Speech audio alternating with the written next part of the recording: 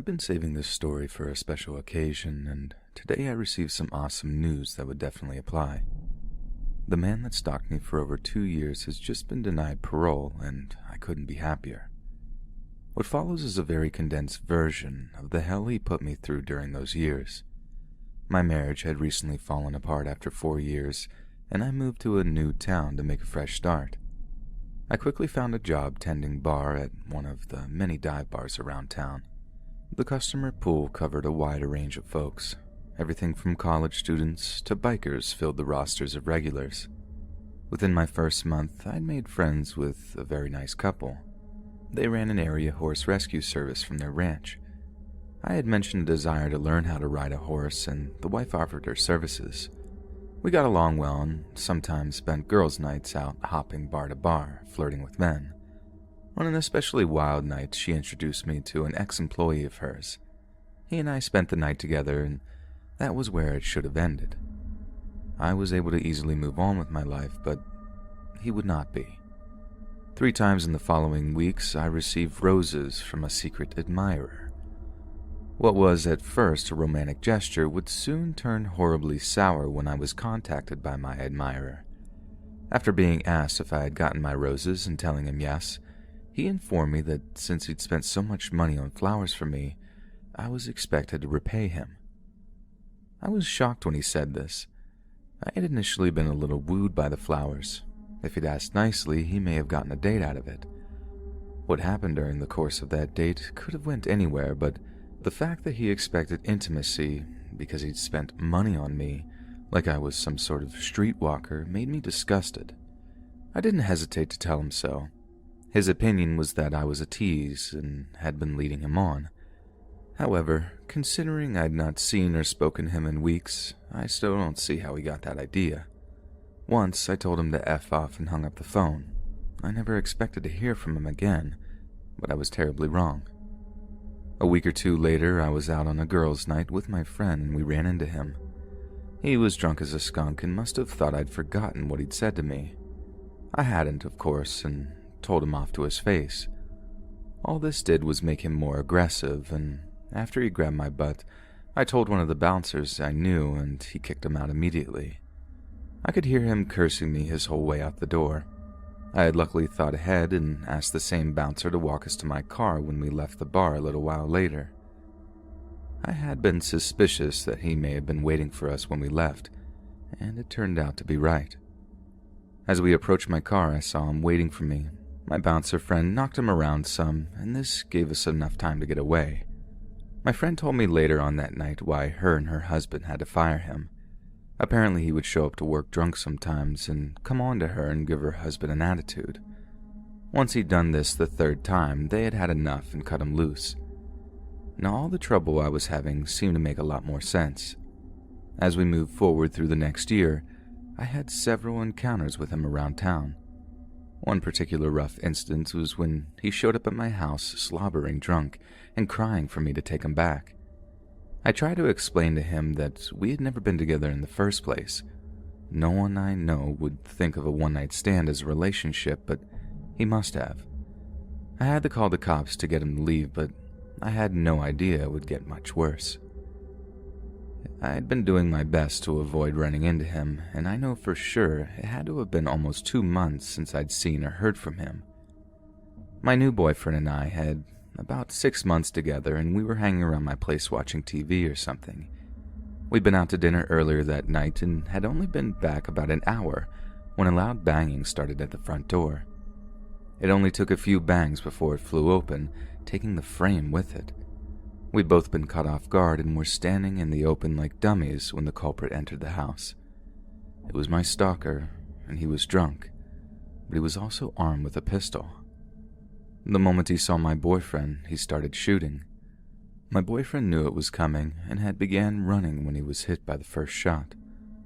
I'm not sure what had happened after that first shot because I started running too. By the time I made it to the bathroom and locked the door, I'd counted at least 3 more shots. Since I was almost positive that my boyfriend was dead, I was going to do my best to survive. Just by chance, I had my phone in my back pocket. I was dialing 911 even before I'd locked the door. Even while I was speaking to the operator, I could hear him yelling curses at me in a slurred voice. I figured he'd started shooting through the door any second, so I laid down in the bathtub, making myself as flat as possible. I can't remember exactly what she was saying to me when the shots began. I was so terrified by this point, I couldn't help but scream. The shooting seemed to go on forever before it stopped. It couldn't have been more than another 30 seconds before I finally heard the policeman yelling at him to drop his gun. Honestly, I wish he hadn't, but he must have had a small shred of sense left. It wasn't much longer until an officer knocked on the door and told me I could come out. The paramedics were already working on my boyfriend. Miraculously, he wasn't just still alive, but he was conscious and talking to them. It looked like the dumb SOB was so drunk he missed all of his vital organs, only managing to hit him twice. They had already taken him away before I exited the bathroom, and I didn't see him again until the trial. It wasn't a long procedure. Once I testified, his lawyer stopped the trial and announced he was going to take the plea deal he was being offered. He'd had several prior offenses, so the 10 to 25 year sentence was getting off light. My boyfriend and I celebrated the good news by getting married, and we've been together for 12 years this May. Since his first parole hearing has went so well, and we shouldn't have to worry about him getting out for another 2 or so years, I think we're taking an extended vacation to celebrate this time. Wish us luck for the future.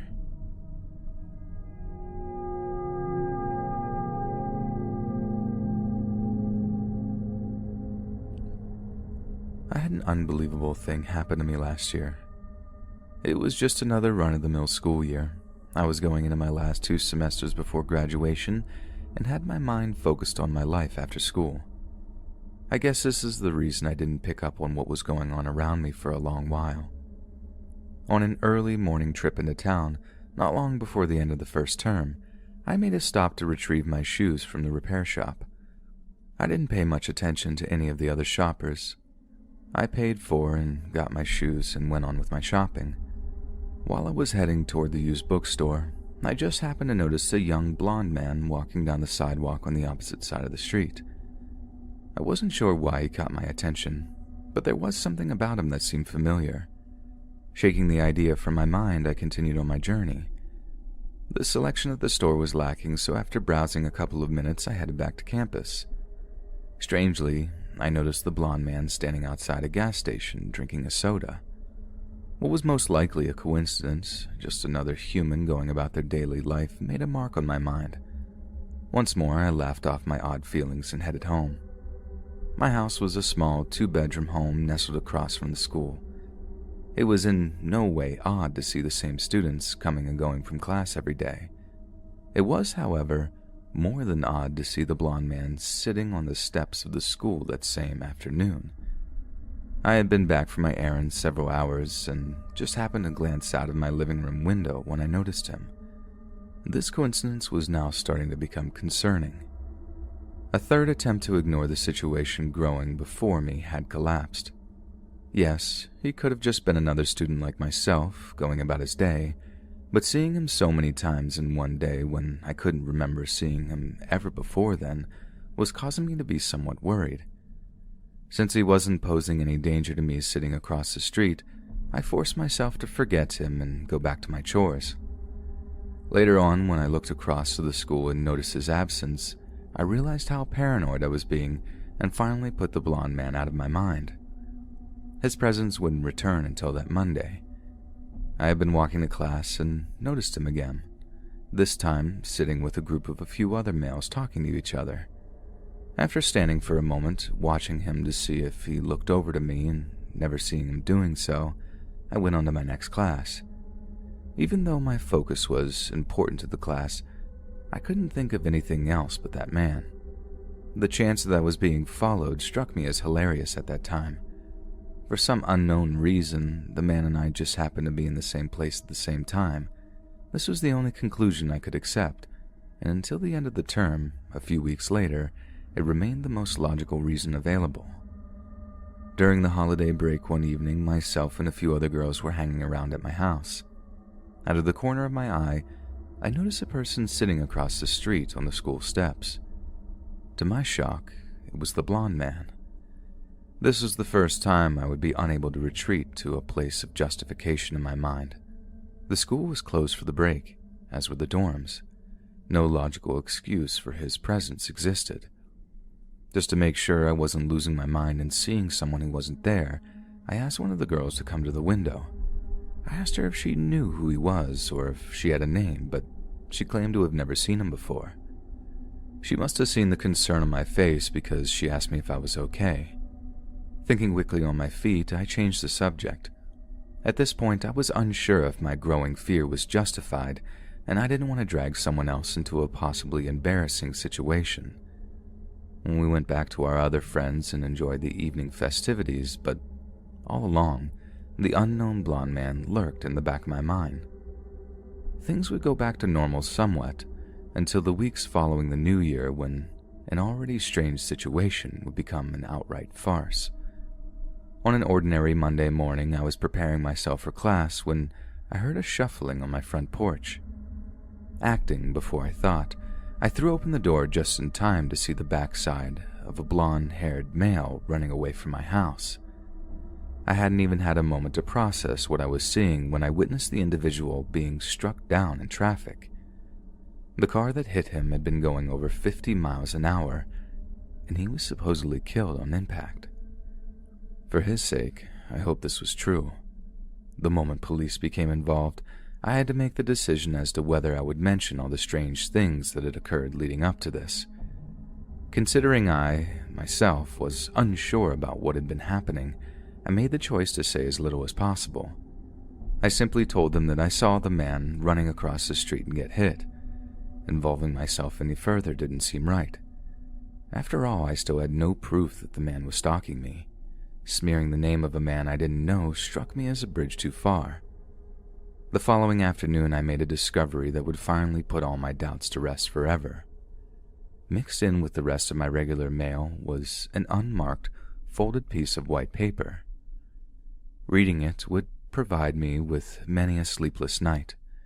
It simply stated, "I see you every day, and I know you see me. Why do you ignore me?"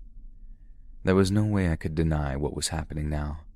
The question still remained as to why I was chosen to be the target of his obsession.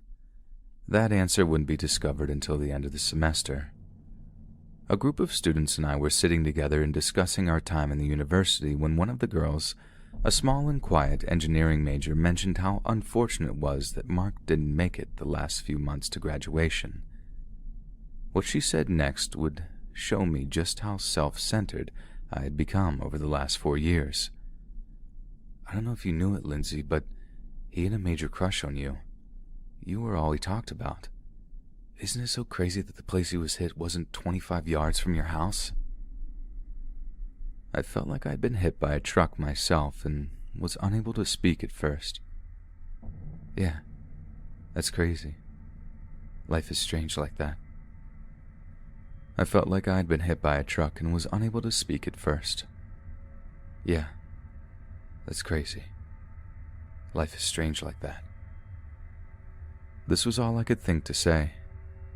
Having all this information dumped on my lap so quickly had left me dumbfounded.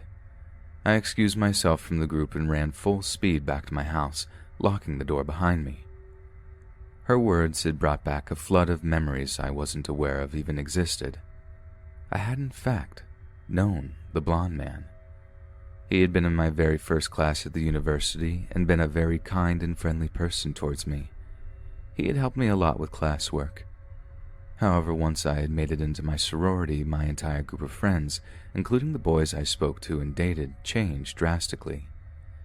When the class was over, I moved on and left him in the past. We most likely hadn't spoken since my freshman year.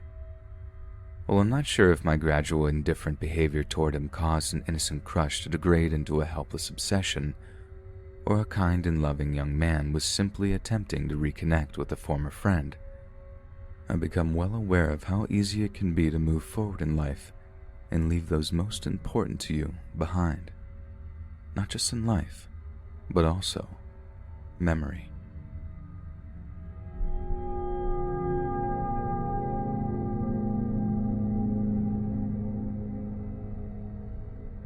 I feel the need to share a story written from a viewpoint I don't often see here, that of a stalker himself. While I in no way want to give the impression that I believe my actions were in any way excusable, I think it's important for people to know how easily a shy young man's crush can explode into a full-bore obsession, and the precise events that caused this to happen, at least in my case. Although now, 10 years later after the fact, I am well aware of the terrible things I was doing and thinking, but I want everyone who may hear or read this to know not all those who become stalkers are terrible people. They are simply lost. However, it is ultimately up to them whether they step out from the darkness in time to realize this is where they are dwelling. Please give me a little of your time to explain how badly I strayed and what it took for me to return to my former path. If I'm going to tell this tale properly, I should probably tell you about myself and the person I once was. My early childhood had been a happy one as far as I can recall. Nothing really bad started until I began adolescence, and my cute freckles were replaced almost completely by severe acne. With the acne came the seemingly unending bullying and mockery. At that age, no girl, regardless of her heart, wants to be seen with a school pizza face, and he knows this very well. The treatment I would receive for many years following caused me to become a far more introverted and angry young man, where I was once a shy but kind child. My only option at the time appeared to be keeping my head down and trying to make it through each day. Unfortunately, this was rarely the way things panned out. Any kid who was bullied as badly as I was could tell you this is often the way their day-to-day life was. It would turn out that as I entered my first year of college, no matter how bitter and jaded I had become, my heart made a choice my mind certainly never would have. I want to stress that although my years at the university were far less offensive, the damage to my self-esteem had already been done. Despite this, I met a girl that stole my heart right away. The iciness of her light blue eyes and smooth porcelain skin were of a beauty I had never beheld, and still have not to this day. We had 2 classes together that first year, and I didn't learn a thing. Every bit of focus was on her, and before long, she became involved in every thought of my day, and often even in my sleep. I would spend my free time beating myself up, telling myself that even if she treated me nicely, she would never want to be with me. My fears were made fact when I finally summoned up the courage to ask her on a date. There was a dance being held for freshmen, and I had overheard her saying she hadn't been asked to accompany anyone yet. Some foolish notion I had conjured up told me that this was my chance to be with her. The next day between classes, I caught up to her and popped the question. The way in which she shot me down hurt me far more than I expected. At that time, she was walking with a couple of other girls. Their laughing at my question cut me deeply, and when she suggested I ask someone else, and that she would rather just be friends, well, I'll just say that her words cut me deeply. That night, as I sat in the dark in my dorm room, I cried and cursed myself for being so foolish, and cursed her even more. Now that I think back on that night, it was where my obsession with her morphed from what I believed to be love into the early phases of hate. No matter how much I would tell myself that I hated her for what she had done, I knew I still would do anything to be with her, if even just for a moment. From that night on and for a long time after, I would rant to any one of my few friends that would listen about how evil and bad females were, while at the same time, I would follow her around, obsessing about how beautiful she was any time they weren't around. The hypocrisy of what I was doing wasn't lost on me. However, I had already allowed my emotions to drive my actions. Soon, just looking upon her wasn't enough, and I'd taken a step in a very scary direction. One afternoon, I found myself alone in her dorm room. I'd managed to sneak in while everyone was gone to class, and because I'd made myself well versed in her and her roommates' coming and goings, I knew I had a good hour to myself. For several minutes, I simply sat on her bed, taking in her surroundings and inhaling her wonderful scent on her sheets. Then I moved on to her drawers, pulling each one out in turn and burying my face in the clothing. Time flew by, and when my time was up, I quietly slipped out unseen. A few weeks after that, I took things even further and snuck in while she slept. The sick feeling of nervousness sat heavily in the pit of my stomach as the excitement of it all caused my heart to pound. I sat carefully onto her roommate's bed, who was out that night, and stared at her beautiful body.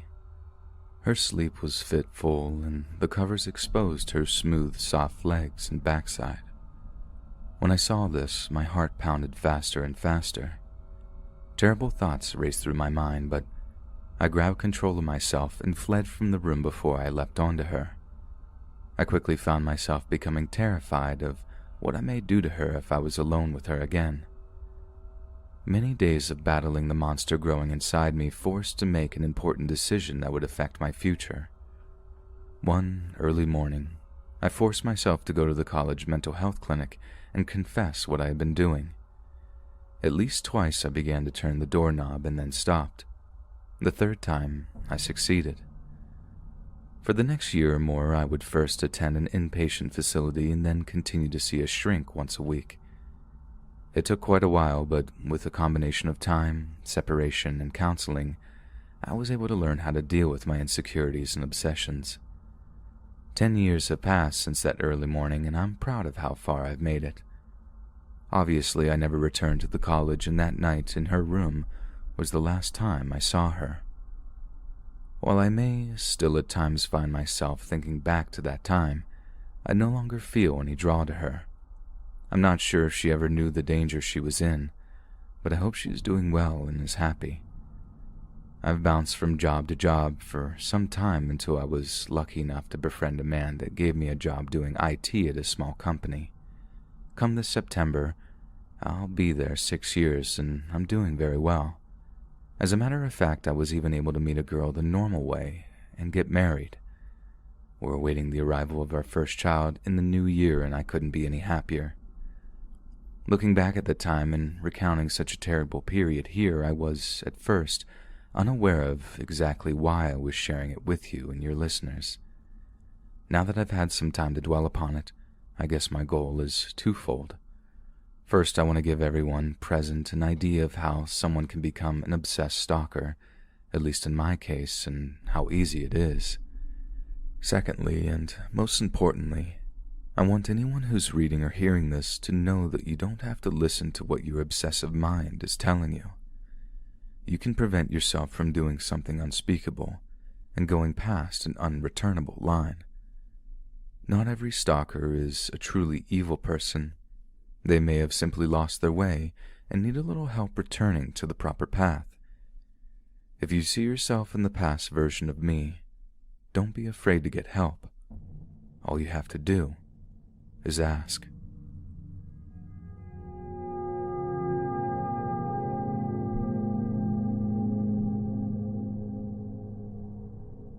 My parents had a wonderful and happy marriage, and because of this, my younger days were great.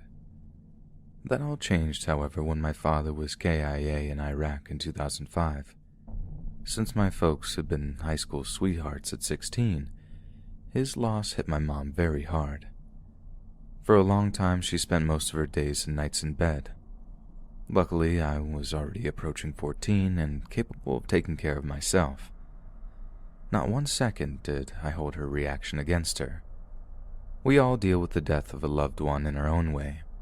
Her long days in bed would end about 9 months after my dad's death, when a friend of my mom convinced her to go out with her to her favorite bar. That day would lead to a long, hard road in which she would almost lose her life, and both of our lives would be forever altered. Within a week, my mom would bring home her first boyfriend. He would become the first of many men she would pair with large amounts of alcohol in a vain attempt to kill the pain of my dad's loss. Over time, her personality would change drastically. She became far harder, and I can't think of one time in which I remember her smiling. Then the day I feared would come arrived. My mom moved in one of the boyfriends. Daryl was a lowlife that worked days at a motorcycle repair place and spent his nights drinking as much as possible. For whatever reason, Mom thought he'd be great marrying material. I guess alcohol does destroy brain cells, just like they say. Anyhow, they got hitched a few months after he moved in, and that's about the time everything started to fall apart.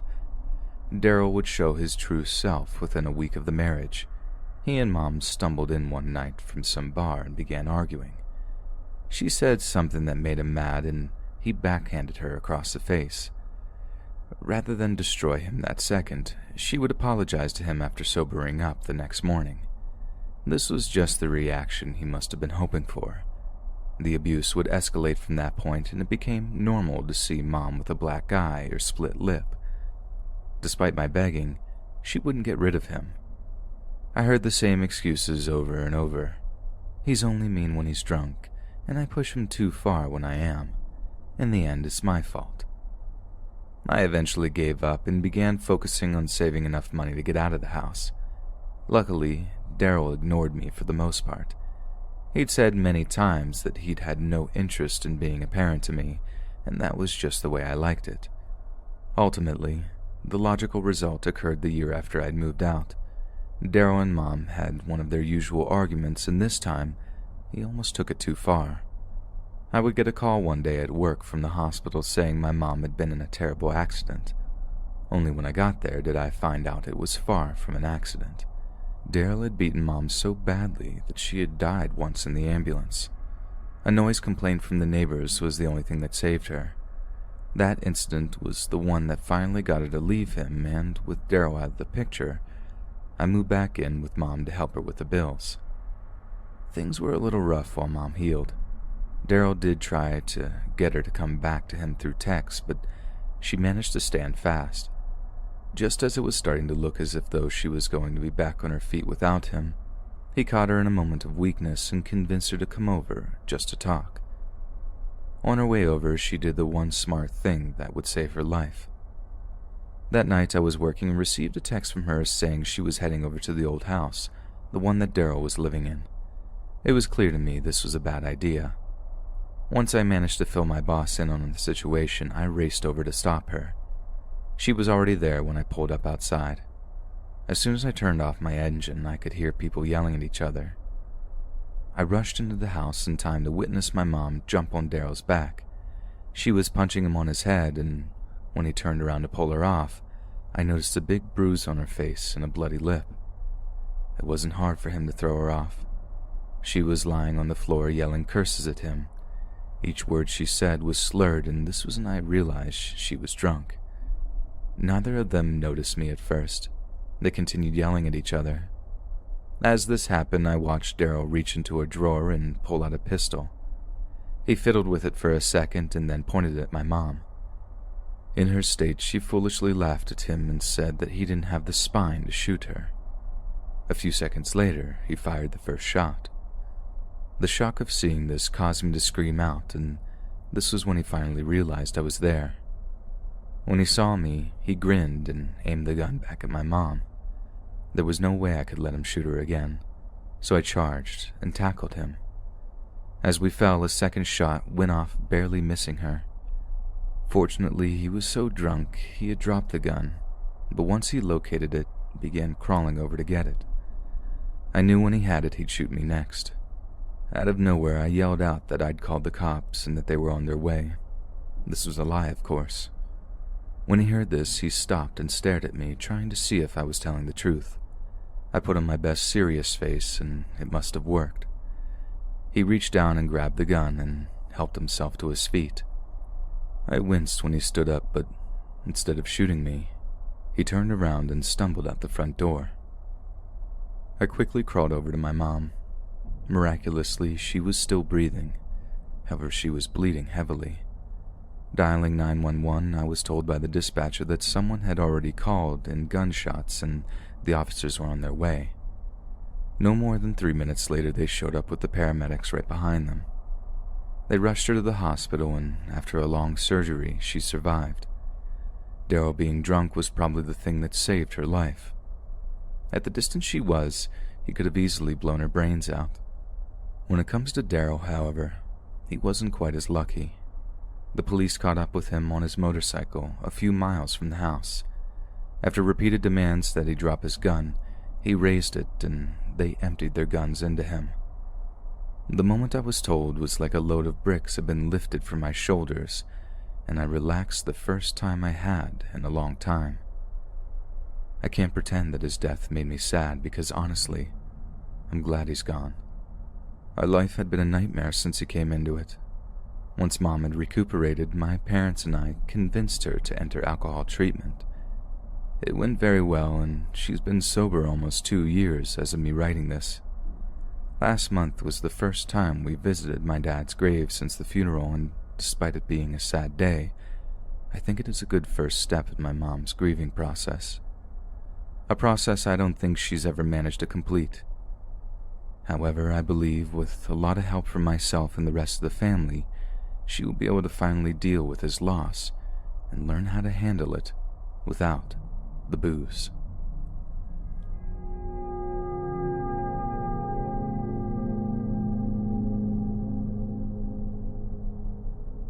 I'm a 21-year-old female, and at the time of the story I was 19 and had just started a new job at a Greek restaurant in my town. I had also just found out I was 6 weeks pregnant and still in the process of comprehending this, but ended up losing the pregnancy about 2 weeks after the incident. So needless to say, I was a freaking wreck emotionally already.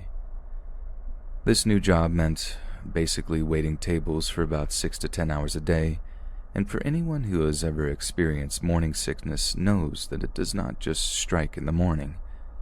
So I was pretty nauseated most of the day and exhausted, which meant I wasn't exactly the most alert. I was incredibly tired all the time, but I tried my best to still appear alert and focused. I woke up bright and early and put on a long-sleeve button-down, black slacks, and no-slip shoes. On my first day at this new job, I was immediately walked through and introduced to all the other employees. One person in particular stood out immediately. He was probably in his mid-40s to early 50s, overweight, dark, unkempt hair, and beard and glasses, and no smile. He stared like he was trying to direct me with his eyes and seemed to be analyzing every part of me. To this day, it is still something that can send a chill down my spine. I think it is also worth mentioning that because I look younger than I am when I'm not wearing makeup, I was continually being asked what high school I went to. Most of them assumed I was 16 years old, and I had never been formally introduced to this guy or even learned his name, so as far as he knew, I was 16 years old. I didn't see the point in correcting them since I was pretty used to being mistaken for younger when my arms are covered. Throughout my entire shift, I could feel eyes on me no matter where I went in the restaurant, and over time I would turn to the kitchen and see his cold, unmoving, deadpan expression locked on me like a heat-seeking missile. For the most part, on the first day, this is all he did. Aside from that, he left me alone, but for me, it was already enough to put me on edge. I would also catch moments where he and my manager would be speaking with one another, look over at me, then speak again. At first I thought, okay, this is just the hormones, I'm probably being crazy. Then towards the end of my shift, I let my manager know I would need to leave exactly at closing because I need to walk to my bus stop, and if I miss that bus, I'm kinda SOL until the next one comes a little before midnight. He agrees and says it won't be a problem. He also mentions that I'm dressed so formally and casual is best. So the next day I decided to just wear the same thing I saw my other female coworkers wear, and I come in for my shift. I am wearing all black short-sleeved t-shirt, black yoga pants, non-slips, and my apron. I also happen to have multiple tattoos, most of which are on my wrists, forearms, and inner arms. Not a full sleeve, but pretty visible. To most of the coworkers, this was enough to show them I was in fact over 18, but it also made me more interesting of an object to leer at during my shift for him. As I was restocking some of the sauces we put on the table, he approached me and stared me down intently. I looked up, startled to see him so close to me, and just said, "Yes?" He just stared at me for a few seconds and said, "One coffee from me?" We had a machine we used to make various coffee drinks that we kept in the back, so I assumed this was what he meant and said, Okay, sure, thanks. I appreciate that." He seemed really content and just walked away without another word. He never actually brings me any coffee, and I think this is kind of weird, but just go back to doing my job. A few hours later, and it's finally time I can take my lunch break, so I quickly place my to-go order and run to the bathroom to change into a sweater. When I come back from changing, my food is ready, and he hands me the food, and I notice that there is a piece of paper on top, and that he is smirking at me, then looking to my manager with a smile. I realize later that the piece of paper is his phone number. When I come back from my lunch, I am asked by my manager to go into the storage unit behind the restaurant and grab cases of soda to restock the fridge. I agree and head back. This storage unit was basically a metal shipping carrier that was in the parking lot behind the restaurant. There was one big heavy metal door to get in and no light on the inside. While I was in there, I had my back turned to the metal door while I was knelt down looking for all the cases of soda on the shelves. "Hey." My heart nearly stops, and I let out a sharp squeak of terror and quickly turn around to see him. I chuckle half-heartedly to try and make it seem like I wasn't on the verge of passing out and just quickly ask, "Am I in your way?" Silence. I slowly stand up and brace my back against the wall of the shipping container, slowly realizing that I may not be in the safest position right now. "You never texted me." He slowly starts to move towards me, and I half cry, half shout, I have a boyfriend." Dead silence again. He simply slams his fist into the shipping carrier door and walks out without a word. His shift ended 1 hour later. Mine was set to end in another 5 hours. He seemed to have left, and I got through the rest of my shift almost completely without incident. I noticed the car in the parking lot of the restaurant, going out through the entrance, and think, how stupid, why would they go that way? The car goes towards the intersection and U-turns to be driving the same way I'm walking. At this point, it's about 10:30 p.m. I had just finished closing up and began walking towards my bus stop, only about a mile away at the train station. As I am walking, I stay on the phone with my godmother and walk along to the train station. As I reach my stop, I realize that there is a car that keeps circling. I had noticed it while I was walking from my job, but thought that it must just be because I was on a straight road for so long. And when I notice the lift badge on it, I assume it's just someone looking for their passenger. I know that it can be dangerous waiting at night by myself, since the trains had already stopped running that night, and I had another 30 or so minutes before my bus would arrive. I keep pepper spray and a small switchblade as well as a whistle in my backpack for this exact reason. I place my backpack down next to me on the bench and pop in one of my earbuds so I can have my playlist queued up and ready to go when the bus arrives. 15 more minutes go by and I see the car circle again. Another 10 minutes and it pulls up directly in front of me. I take out my earbud to preemptively say, "I'm not your passenger, sorry." The window on the car rolls down and I see him. "Get in," he demands quickly. I'm dumbfounded and freeze. No thank you, my bus will be here soon."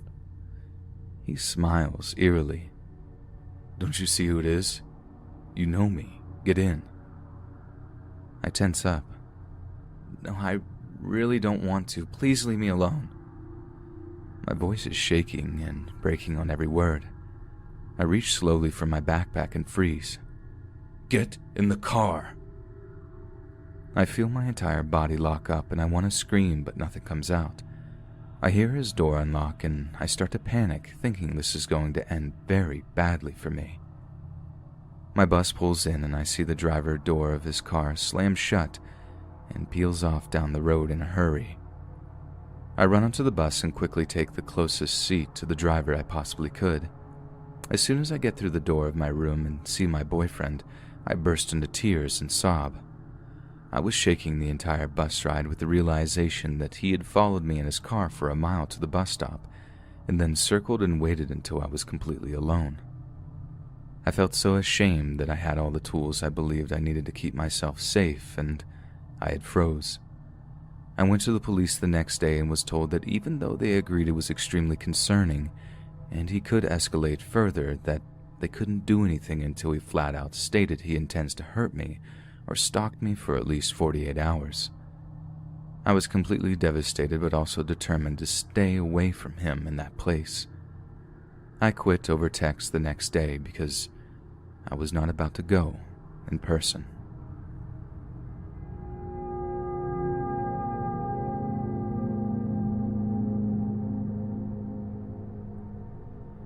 I live in a house on a cul-de-sac with my mom, 2 brothers, and a roommate. I work 2 part-time jobs, one of which is in the same office my mom works at. She's a doctor and I work with medical records. I'm 20, my brothers, who are twins, are 17, my mom is 57, and the roommate is 18. We also live very close to a volunteer firehouse that blares an extremely loud alarm when there is an emergency. Everyone within a couple of miles can hear the alarm. We're middle class and live in a modest house, but have a large front yard because our driveway is super long. 7 years ago we moved into our house, and for a while everything was chill, until we found out about our crazy neighbor, who I'll call Bob for privacy reasons. Bob has extremely paranoid schizophrenia and legitimately believes that the government is after him. He thinks that people are trying to brainwash him via microwaves, and he freaks out whenever he hears a plane pass by because he thinks they're after him. Whenever the firehouse blares the alarm, Bob calls the police because he thinks someone is coming after him, and every time they have to tell him that he can't do that. He has also made some odd comments about one of my brothers as well. For a few years we didn't hear much from him until one day he sent a letter in the mail trying to sell us his baseball cards for $1 million. Apparently he sent the same letter to everyone else in the cul-de-sac. Everyone discarded the letters. All our neighbors are aware of Bob. They thought he was just a little crazy, but mainly harmless. We thought so too. We were wrong. Last winter we began to find mysterious footprints in the snow. It was a human's footprints across the front yard of the house. We knew it wasn't any of our footprints because none of us walked so far out into that part of our front yard like that. As I said earlier, our front yard is very large. We just shrugged it off as something odd. For a while, Bob hadn't bothered us, and we weren't thinking much of him at the time. Flash forward to a few days ago. Police were at Bob's house. Apparently he's being evicted. We kind of breathed a sigh of relief because he was weird but didn't think much of it. The next day after that was a normal day. Nothing odd. That was until Bob showed up at work.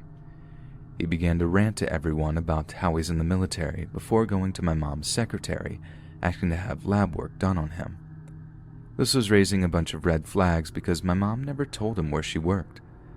Not only that, but to find my mom's secretary, you'd have to go back behind the main row of secretaries. Each doctor has their own secretary, and there are about 15 secretaries total, each with their own desk, into a smaller area where a large printer is. My mom's secretary is in that smaller area, and it should be impossible for a stranger who hasn't been there before to know where she was.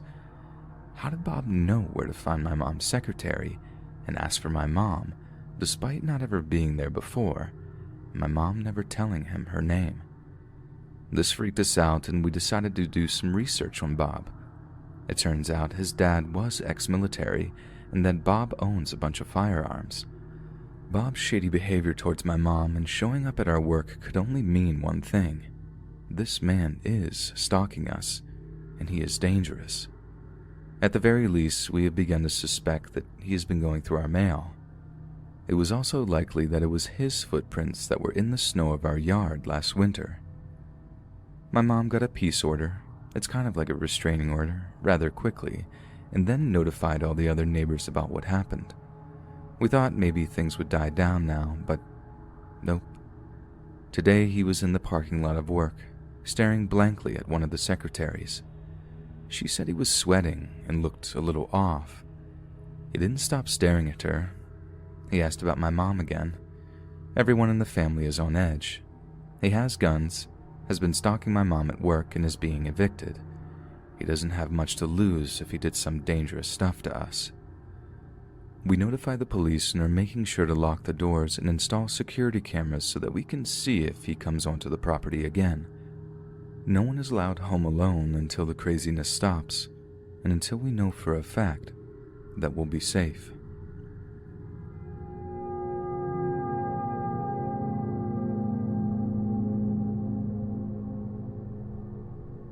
My first year of college was my first step out of my hometown.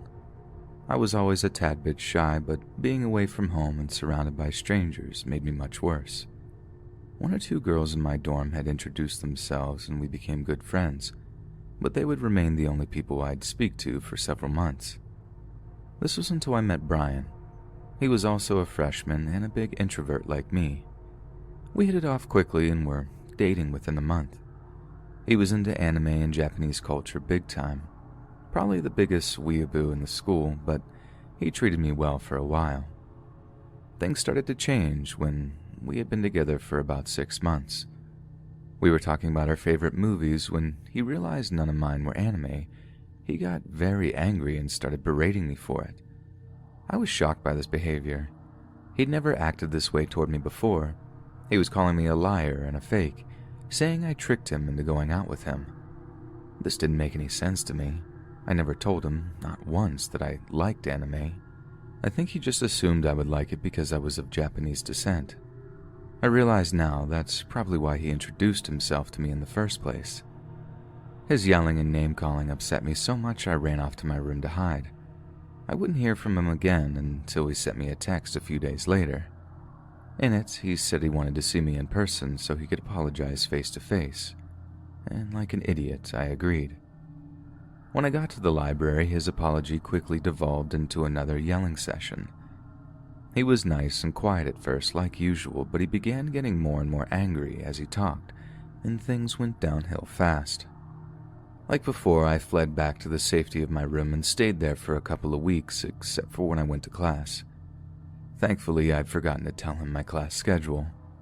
Multiple times over those weeks, I got texts apologizing for his behavior, sometimes more than one a day, but I learned my lesson and ignored them. Once he realized I wasn't going to contact him, he began trying to see me at my dorm. The other girls did a good job keeping him away, but finally one day he wouldn't take no for an answer, and we had to call the campus police to make him leave. That night, the other girls in the dorm came to my room and voiced their concerns about him. The consensus seemed to be that they were all afraid for not only my safety, but also for their own. They recommended I file a restraining order against him. So the next day, along with a few of the girls from the rugby team, I went to the campus police office to file the order. Since I occasionally ventured off of campus, the officers suggested I also go to the city police and file another order with them, and so I did. The seriousness of all this was becoming overwhelming. Without the support of my friends, I'm not sure I would have survived it at all. The following day, he must have been notified of my filings. I received almost 10 text messages from him running the gamut of sincere apologies to actual death threats. I emailed the messages to both the police agencies, and they said to keep in touch with them and to call 911 if he tried to contact me again in person. Me ignoring his messages must have bothered them so much that he was willing to risk jail because a couple of days later, he showed up at my dorm. He was likely headed for my room, but was spotted before he made it to my floor. The campus police caught him and eventually turned him over to the city police. After spending the night in jail, he was released. Later that afternoon, he was sent a message to report to the dean's office.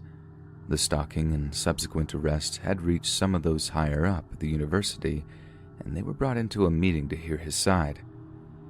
At the end of the hour-long meeting, it was decided to kick him out. He was told to be off the campus grounds by 9 p.m. that evening, and to my amazement, he did as he was told for once. That was the last time I saw him. Of course, he had to send me one more angry text message on his way out of town, but I was so happy that he was leaving, his words didn't bother me at all. The charges against him were eventually dropped. They were contingent upon him leaving town and never contacting me again. I'm overjoyed to say that he's kept his side of the bargain. My only remaining concerns are for the next poor girl he may set his sights on. Hopefully he learned his lesson, and there won't be a next time.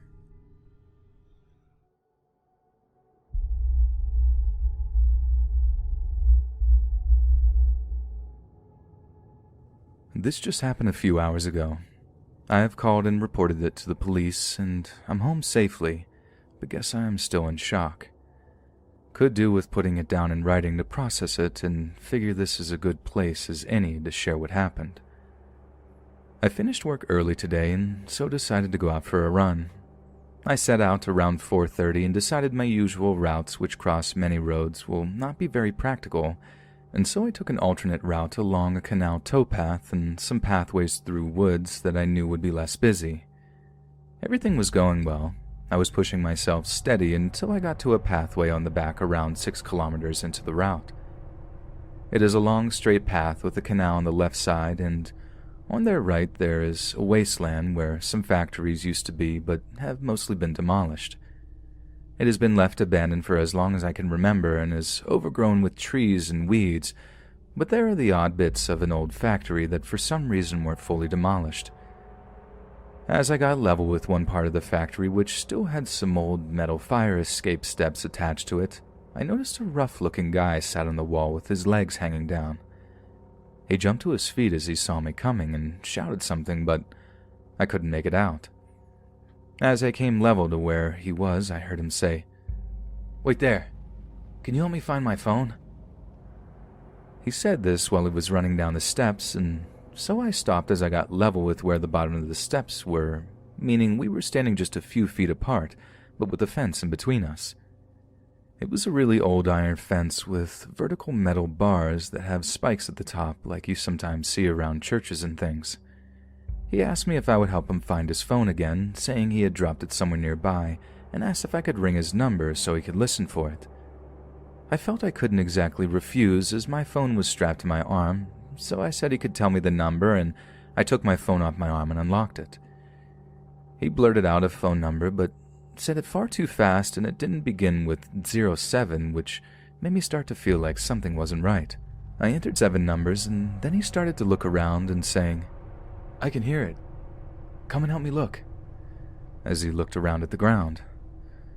I was about to say that I haven't even finished dialing when a much larger guy appeared from behind a section of wall to my right. He was also really scruffy looking, and from the look of his eyes, it seemed like he was on drugs. He came out saying that he could hear the phone ringing over towards him and beckoned me to come through a gap in the fence and help look. The first guy then said, "It's ringing, yeah?" And I told him it was, even though I still hadn't dialed the last digits, and now I was sure that they were trying to lure me to come over to that side of the fence. After 2 or 3 times of them both beckoning me to come and help, always insisting they could hear the ring, I heard the second guy say, "Yo, he's not gonna fall for it." He said it in a hushed way as if he thought that I wouldn't hear, but with it being out in the middle of nowhere, I could clearly understand what he said. The first guy then started acting quite aggressive and punching a tree, telling me he needed the phone badly and how his whole life was on the phone, telling me to come and help them look for it. While he was punching the tree and ranting, the second guy had taken a few steps away to the right, meaning I couldn't keep my eyes on both of them at the same time. It was after 5 p.m. by this point and had gotten dark all of a sudden, which made the whole thing even more unsettling. I noticed that there was a gap in the fence where some of the bars had been removed right where the guy was heading, and I decided at that point to just get out of there and made a run for it. Neither of them said anything as I ran away, which makes me sure that they had malicious intentions. If they genuinely lost their phone and needed help, I would expect them to shout, "Where are you going?" or something to try to get me to come back, but they didn't shout anything. After sprinting for a good 20 to 30 seconds, I turned to see if they were chasing me. They both were stood on the path around where the gap in the fence had been, but weren't chasing me. They were just standing there watching me run away. I continued running away, but kept looking back every few seconds until I was out of sight. It was at this point I got off the canal path and onto the roads. The person I spoke to on the phone to report it took my details and the descriptions, but seems to think it wasn't anything worth worrying about, but said it will be investigated. The whole incident has left me a bit unnerved, and I am pretty sure I won't be jogging that route alone anytime soon.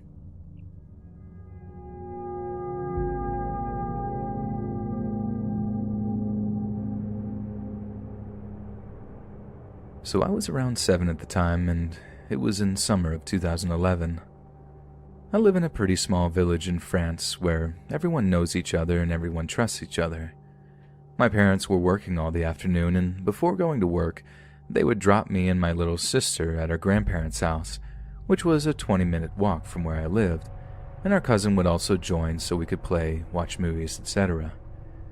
It was summer vacation, and as usual with my cousin and my sister, which are both 3 years younger than me, we took our bikes and went out to ride around where my grandparents were living. There was a field very near to where we would always go, and a large place just in front of it that served as parking for those living nearby, so the place wasn't isolated.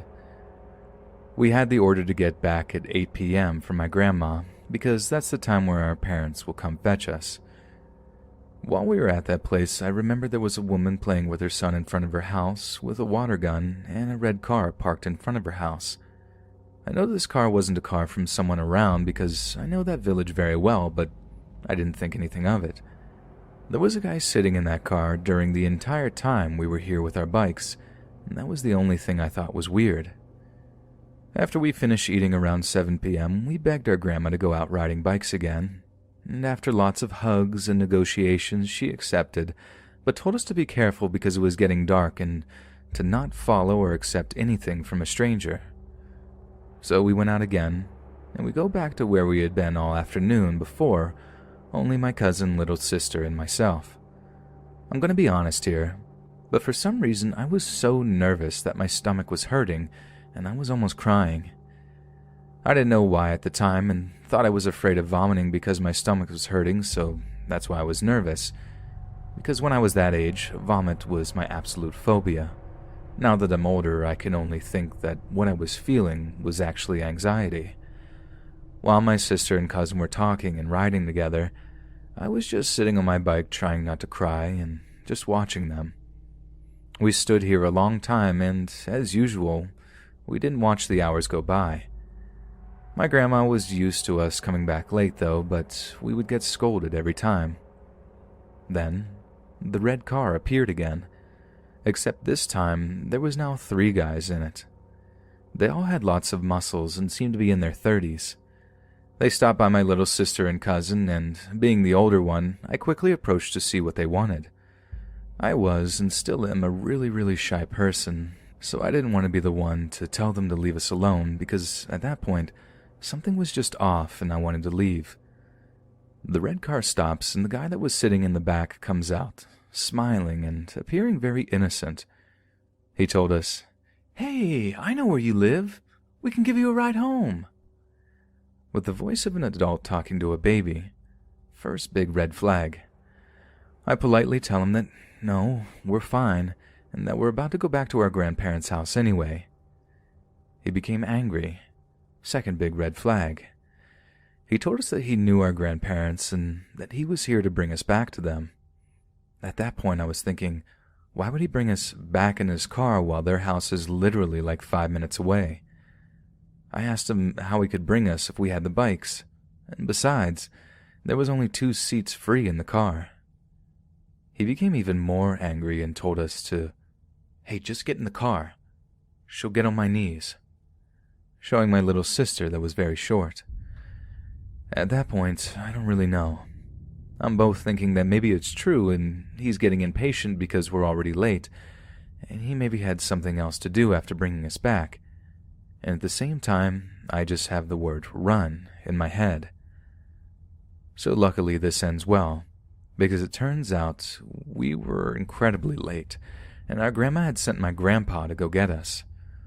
When he arrived, he asked the guy what they were doing, and they just answered that they were checking how we were, and left.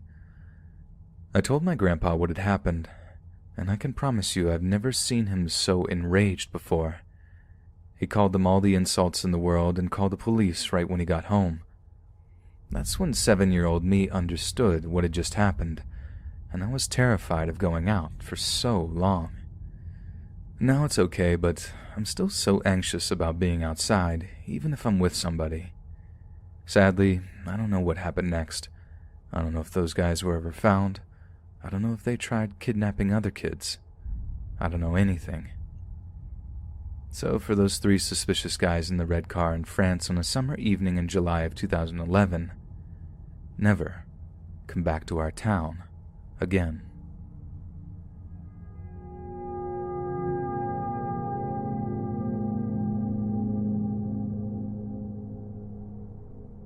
So this story begins with my mom, my little brother, 6 years old at the time, and myself, being 19.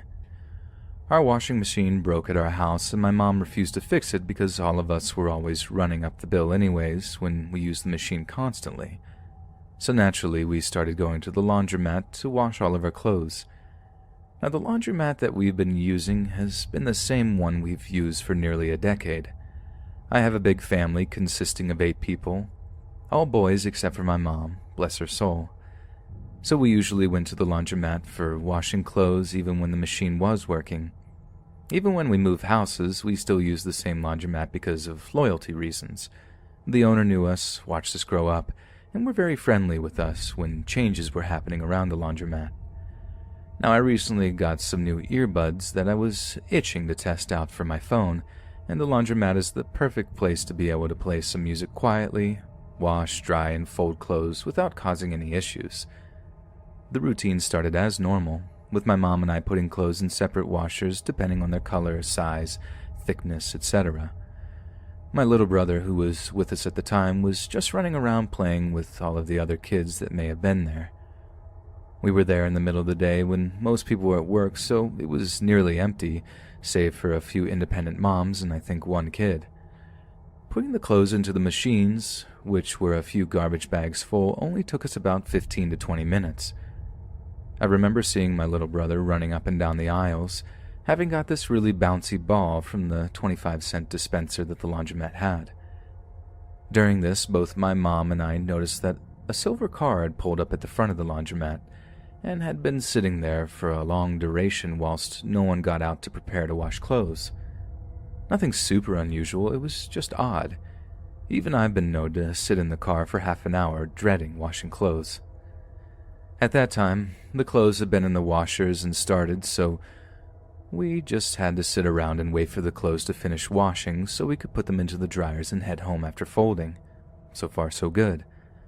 I decided to put in my earbuds, listening to my favorite 200-plus song playlist that I still haven't sorted. But when I listen to the music, I tend to walk around and not pay attention to anything, either inside or outside, though I stayed on the front sidewalk, right in front of the doors of the laundromat when I did go outside. I headed outside with my little brother, and my mom was still inside. I was pacing while slightly dancing to the music I was listening to, not really caring what others thought about me. I only stopped when I heard a car honk near my left, making me startle bad and stare at the car that scared me. It was a silver car that had been parked there earlier. Still, no one had gotten out of that car at this point. I looked over at the car, taking out one of my earbuds and trying to see who had honked their horn because it was near me. The driver's side tinted window rolled down on the car and an older man was sitting in the seat, looking directly at me. I instantly got a bad vibe from the guy because he looked like he was too happy to see me for a complete stranger. My mom at this point walked outside to our car, which was about 2 cars away from the silver one. She was getting something out, but noticed that I was being talked to by the stranger. And here's how the conversation went. The pastor. "Excuse me, young man. I'm a pastor over at X and X church. I'm looking for some new musicians for our band because our other ones left." Me hearing that he was a pastor immediately put down my guard, as I had been to church before, and that position is always a respected one. "Oh, well, I'm not a musician, but I do know of someone that you can contact."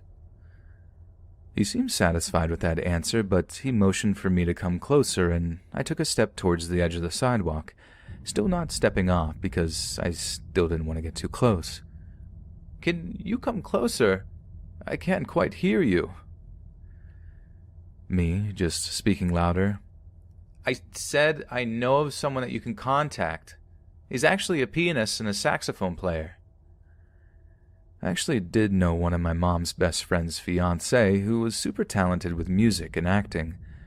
The pastor just motioned me over to him again. But this time his facial expression was less approachable but not quite menacing, almost annoyed that I hadn't walked up to him yet.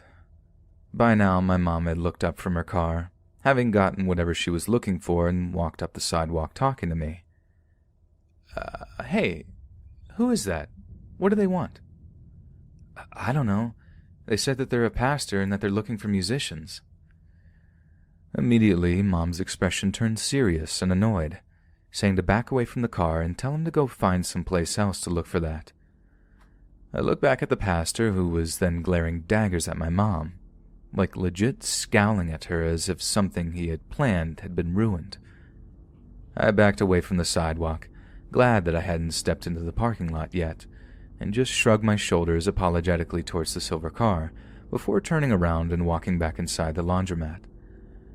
My mom followed me inside and asked me more about it later. She said she had heard the car honk and that she saw the old guy talking to me, but the moment it looked as if though I was going to step into the parking lot, she intervened to stop me because the guy was super suspicious. I argued that I could take care of myself, being 19, but she didn't care. Also, we had my little brother still inside the laundromat, so it could have been a ploy to get me distracted in order to get to him, which was even scarier. The only doors to enter were the ones that were directly in front of the laundromat, but our washers and dryers were in the far back corner. We continued to talk about it, laughing later about how weird it was that a pastor would come to a laundromat to ask for musicians for his church. Why didn't he go to people in his church to ask for references? It only made it creepier that while we were folding up the clothes after we dried them, we had noticed that the car was gone, and the pastor never got out of his car to wash clothes after sitting in that parking lot for over an hour. Honestly, I don't think he would have been able to pull me through the car window or something because I'm a pretty big dude, but I figured that maybe they weren't after me, but after my little brother who was running around the laundromat the entire time. The place had an entire front wall of windows so you could clearly see into the place all the way into the back. I even looked up the church to see if the pastor was telling the truth, but was shocked to find that the pastor's picture that was online was nowhere near the same as the one that approached us that day. It still gives me shivers.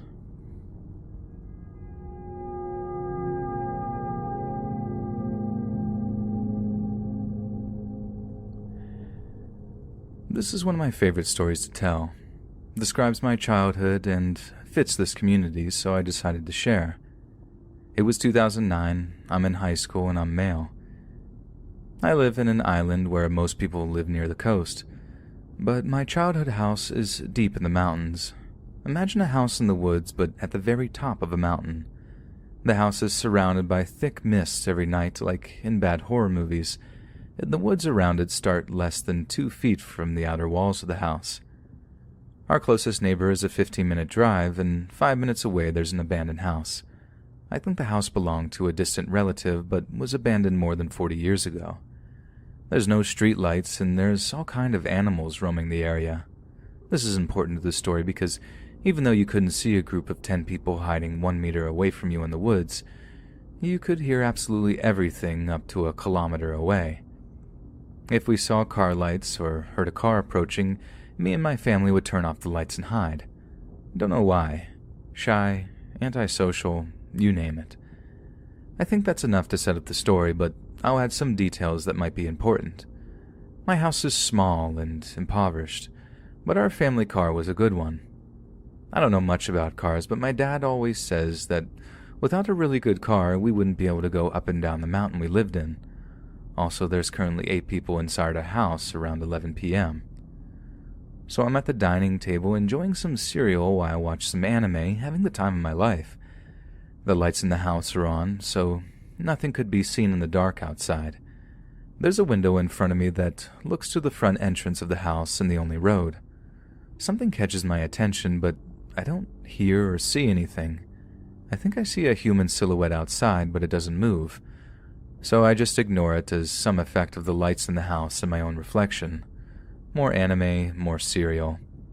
I feel something moving at the other side of the window, and this time the silhouette is waving at me. I felt my heart jump out of my chest and froze. The person outside waves at me as if trying for somebody else in the house to notice him. After maybe 10 seconds in which I'm just looking at him with a spoon halfway in my mouth, he decides to call, "Hello, I need help." My parents hear him and approach the window, which made me sure I wasn't looking at a ghost. Amazing news to me. The man outside starts telling a story about how he got his car stolen at gunpoint and needs help. My parents are surprised that nobody heard his footsteps or a car or anything, so they whispered their theories amongst themselves. For the mysterious guy's story to be true, he had to be mugged more than a mile away, got his car stolen, and then walk for half an hour in the dark through the woods, following the dim light of our house. My parents still decide to believe him, and they offer calling the police. Our visitor begs to say the stupidest thing he could have. "Don't call the police. I don't have a gun." My parents stay silent for a while. The guy outside knows he's messed up, but proceeds to make his request. "Can I get a ride downtown?" My dad nervously chuckles and gives him an excuse. He mentions the fact that he felt that the guy was lying, and that he had already called the police, which was a lie. This is when my favorite part of the story begins. I stand up from the table, shaking. I go to a closet, and even though I can't see the guy's face, I know he's still following my actions. I get 2 machetes that are half my size and run to the other room. I was terrified, and looking back, I probably took away the only weapons my parents could have used to protect themselves in case of an altercation. I open a door to the room where me and my siblings sleep, and they were watching some silly show, probably something stupid like Hannah Montana or iCarly, and their hyena laughter came out. My sisters are loud, and my younger brothers are 4 years old, 7 years old, and 9 years old, so their laughs are angelical by day and demonic by night.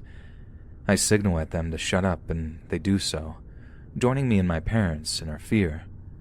We hear in silence as the guy says, "It's okay if you can't help me. I'll go to the next house." "There's no next house. You should wait for the police here," my dad said. "I don't need the police. I'm good." This goes back and forth. The guy is now in good shape to walk an hour down the mountain to reach downtown. My dad offers a rusty metal tricycle from our porch so that he can go downtown as a joke. The guy accepts this offer and grabs the tricycle. I assume he just wanted to leave with something. This tricycle is 20 years old, and it definitely doesn't work. We hear it screeching for a couple of seconds as the stranger struggled to be able to ride it, and then it stopped not too far away from our house. It seemed like he stopped, and we didn't hear any footsteps that indicated the guy had left. After trying to identify if he was still on site to no avail, my dad calls the police. We wait in silence, looking at the road from the front windows. 15 minutes later, the police get there. Amazing time back home. Heroic, even. And as soon as the red and blue lights show up, they illuminate the entire road up to the abandoned house. The tricycle is still in the road not too far away. The police claim not seeing anybody on the road, only one road in the mountain. If the guy kept on walking, they would have seen him, so they just take a look at the woods with a flashlight and called it a day. The cops were clearly freaked out by the eerie look of our house and didn't stay for more than 5 minutes. Nothing else happened that night. I slept with 2 machetes under my pillow, which I remember angered one of my sisters. We have no idea who the person was. No carjackings were reported the next day, and even though a lot of weird things happened around my house, we never saw this guy again. It's pretty obvious he was trying to steal our family's car, but there were a few things we could never understand. Where did he come from? Where did he go? If his story was true, he had the worst luck in the world. I think the situation was interesting because I think about his point of view and our horror night turns a bit comical. I mean, imagine this. You go to rob a house. Turns out the people inside speak calmly. I don't know how much criminals encounter this as they try to intimidate or deceive. There's a scrawny, seemingly mute kid that tries to be sneaky in grabbing some machetes and then hide in the darkness in the house. And there's child's laughter coming from the non-visible rooms from the house. He could see the doors, but the inside of the rooms would be geometrically impossible to look into from the windows. I think we were lucky to out-creep the creep that night. I don't see any other reason for the guy to back out from his plans. The guy clearly had a gun and bad intentions, not to mention his ability to ninja walk through a forest where we even hear wildcats walking around. Also, no neighbors to witness or hear anything.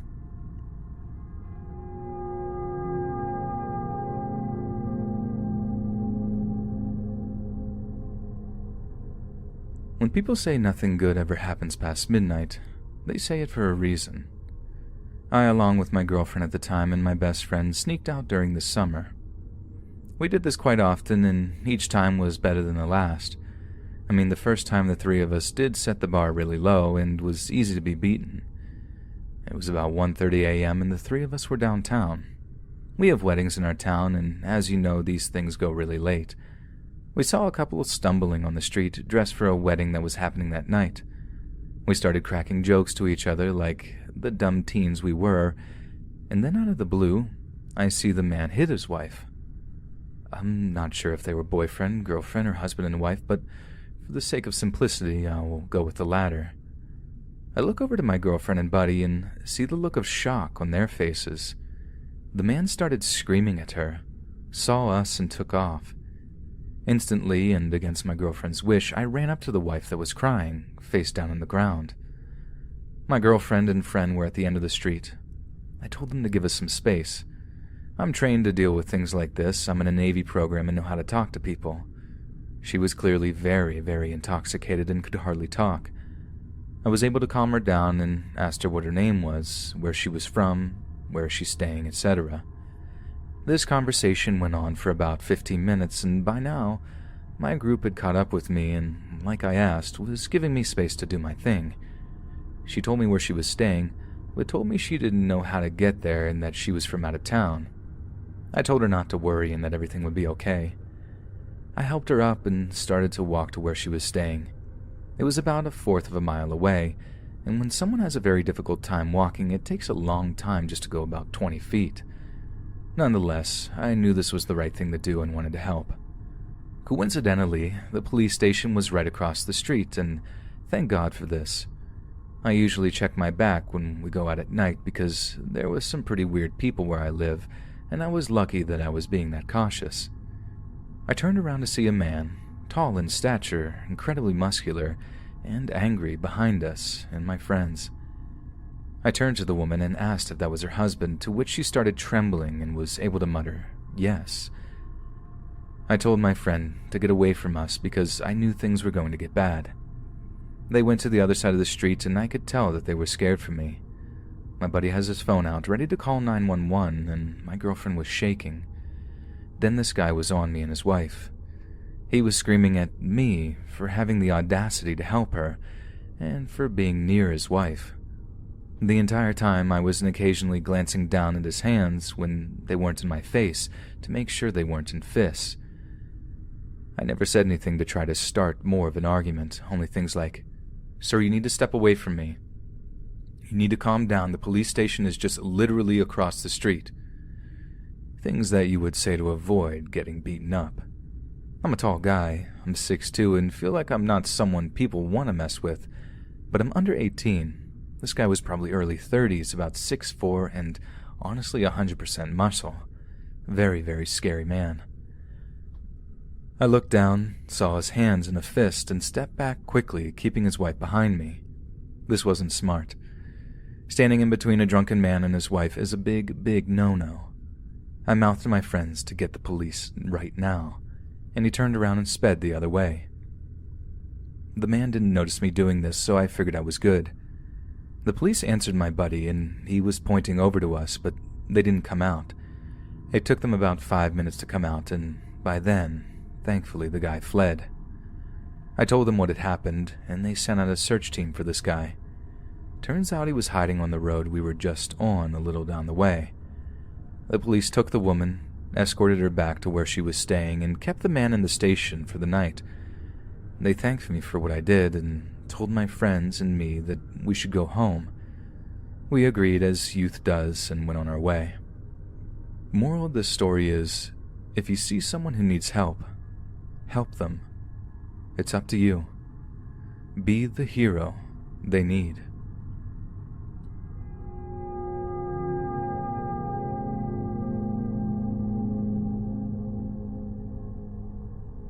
So some backstory info before I begin.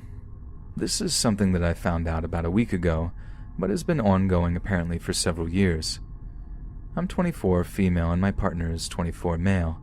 His ex-girlfriend before he met me, another key member of this story, is also a 24-year-old female, and her ex-boyfriend, the one directly before she dated my boyfriend, is 35-year-old male. To start, I began frequently attending a goth club, and there are events that happen once a week. My two best friends are there regularly, so I decided I would work on not being a depressed hermit that never leaves my house and start socializing and making more than my two only friends. So I started going with the intention of making new friends, and I did. It was all going really well, and I'm usually very shy and anxious, but I started feeling safe enough there that I was able to open up to people approaching me and befriend them. One night I keep noticing a goth boy in makeup and platform boots because, 1, he has a cool cape, and 2, he seems to always be somewhere nearby. It's a large club with several rooms inside and outside, but I didn't think anything odd of it immediately. He eventually approaches me to say hello, and I ask if I know him, since I've noticed him nearby frequently throughout the night, and he says, "Yeah, you're Nero's girlfriend, right?" I replied, "Yeah, so you're a friend of Nero then?" He laughs and says, "Well, kind of. We actually just have a mutual ex-girlfriend." All of my boyfriend's exes are pretty terrible aside from one from the stories I've heard from him, his parents, and his friends, so I had no interest in hearing more after that. I told him it was nice meeting him and ran off to rejoin my friends. The very next week, he's there again and says hello when he sees me. I realized before that I hadn't asked his name, so after he greeted me I said, "I'm sorry, I didn't catch your last name." He says, "Oh, I'm sorry, I was so drunk. I'm embarrassed for even bringing up Marie like that, but my name is Gerald."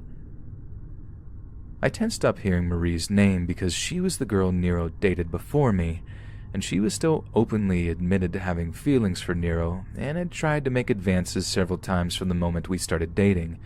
Thankfully, they were all shut down. I trust my boyfriend, but I have a very strong dislike for Marie.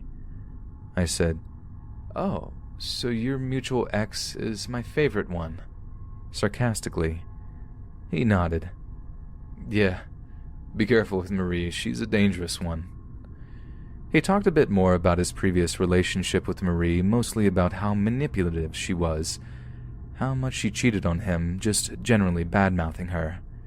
He kept stuttering, seeming a bit awkward and shy, so I wrote him off as being harmless, and we finished our conversation and didn't speak again for the rest of the night. Over the next couple of months, I'm there every week as usual, but suddenly, so is Gerald. He hadn't been someone that regularly attended before, but I really wasn't feeling paranoid about it yet because, 1, he seemed so awkward, shy, and innocent when I talked to him. 2, it is like the only goth club around. Maybe he just discovered he liked the place and was also just trying to make new friends. So I told myself that it would be irrational to think he was there for me. I have PTSD and anxiety disorder, so it's not uncommon that I have irrational, intrusive, sometimes paranoid thoughts, so I choose to ignore him. One afternoon, Marie calls Nero as he and I were laying down and watching a movie. She wanted to catch up and see how he's doing. They had been friends for years before they dated, and while I don't particularly like her, I trust him and I would never try to dictate who he can and can't be friends with. He has a pretty short, casual conversation, asks if she needs anything, and then hangs up the phone. I told him, "Oh, that reminds me. I forgot to tell you I met one of Marie's exes a little while ago." He laughs and asks which one. I said, "His name was Gerald." And my boyfriend's smile immediately fell from his face and his eyes went huge. All the color drained from his face. "Did you say you met Gerald? Where did you meet him? What did he say?" Feeling panicked by his reaction, I'm stuttering. Nora and I were at goth club one night and he asked if I was your girlfriend. My boyfriend starts freaking out. I should mention he has several severe mental disorders, and one of them being a panic disorder, so he's on the verge of having a panic attack, and I'm trying to calm him down in all of my confusion.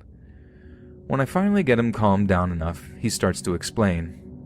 Before him and Marie dated 5 years ago, she had broken up with Gerald for having abusive and obsessive behavior.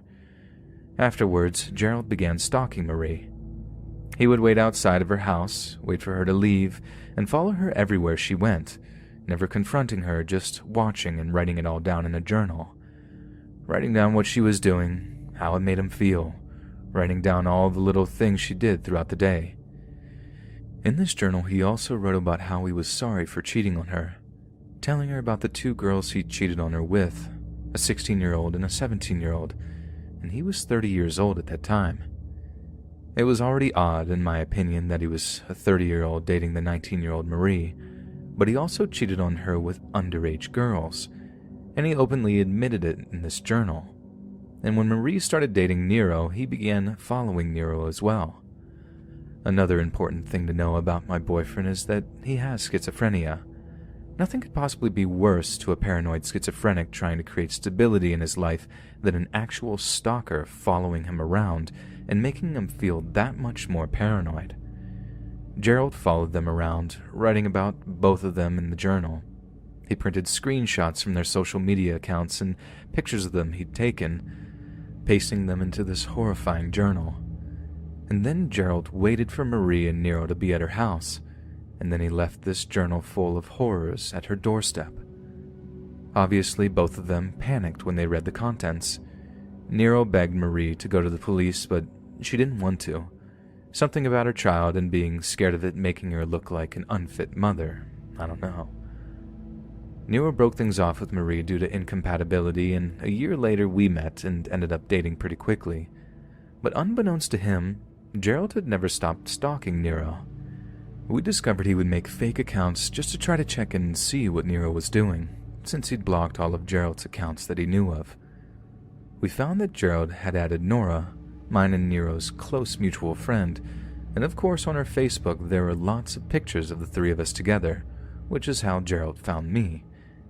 And I typically accept friend requests with a decent number of mutual friends, so Gerald had added me from there, before we'd met in person, realizing that I was Nero's current partner.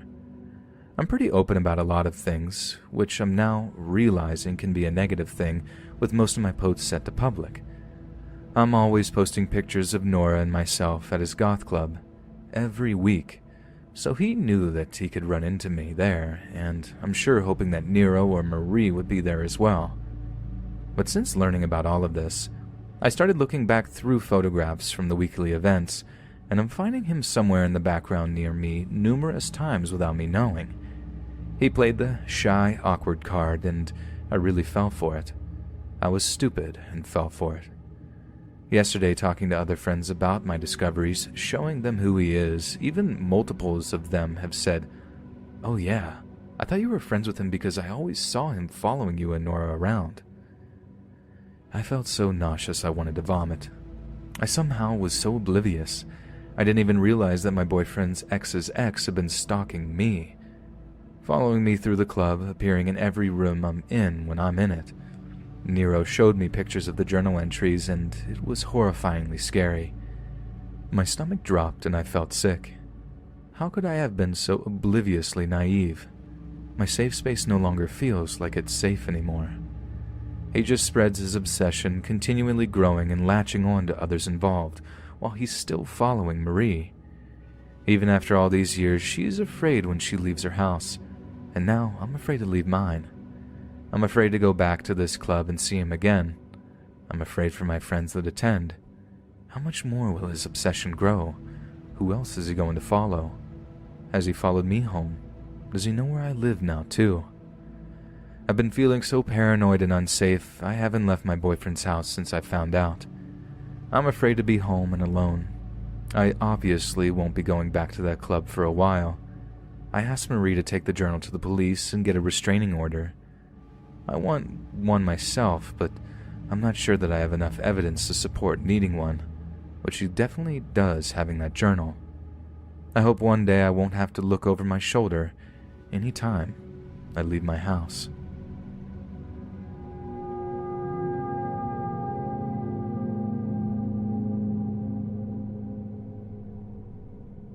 To preface this, I would like to say that I have never had any issues with Uber before or after this incident. This was simply an isolated incident that was weird and a little scary. I live in a college town, and when I was going to the university, I used to take Ubers everywhere that I couldn't walk to. The parking security at my college were ruthless, and I didn't need a ton of parking tickets tacked onto my mounting debt. Not very cost-effective, but a surefire way that I'd get where I needed to be without losing my parking spot or getting accosted. The night of this particular incident, I had been at a friend's house about 5 miles from my dorm. I called an Uber as usual, and I was picked up by a guy in his mid-20s. Followed standard safety procedures, asking his name, checking the license plate, asking what my name was, all clear. Guy is definitely an Uber driver, even has the little light on top of the car. I get in and immediately this guy begins conversation. I don't mind talking to my Uber drivers, I figured it's just polite, but this guy starts our drive by asking question after question. There was the standard, where are you from, and are you in college? Super normal, right? Then, how much do you weigh? This threw me off more than a lot, seeing as that definitely isn't a normal thing to ask a stranger, but the guy had a thick accent and seemed unfamiliar with the area. He was ignoring maps, taking weird turns here and there, but was ultimately headed in the direction of my dorm. I answered his question, following up with a sort of nervous chuckle and telling him that wasn't really a question he should be asking a lot of people. Just a joke, but still. But you're beautiful.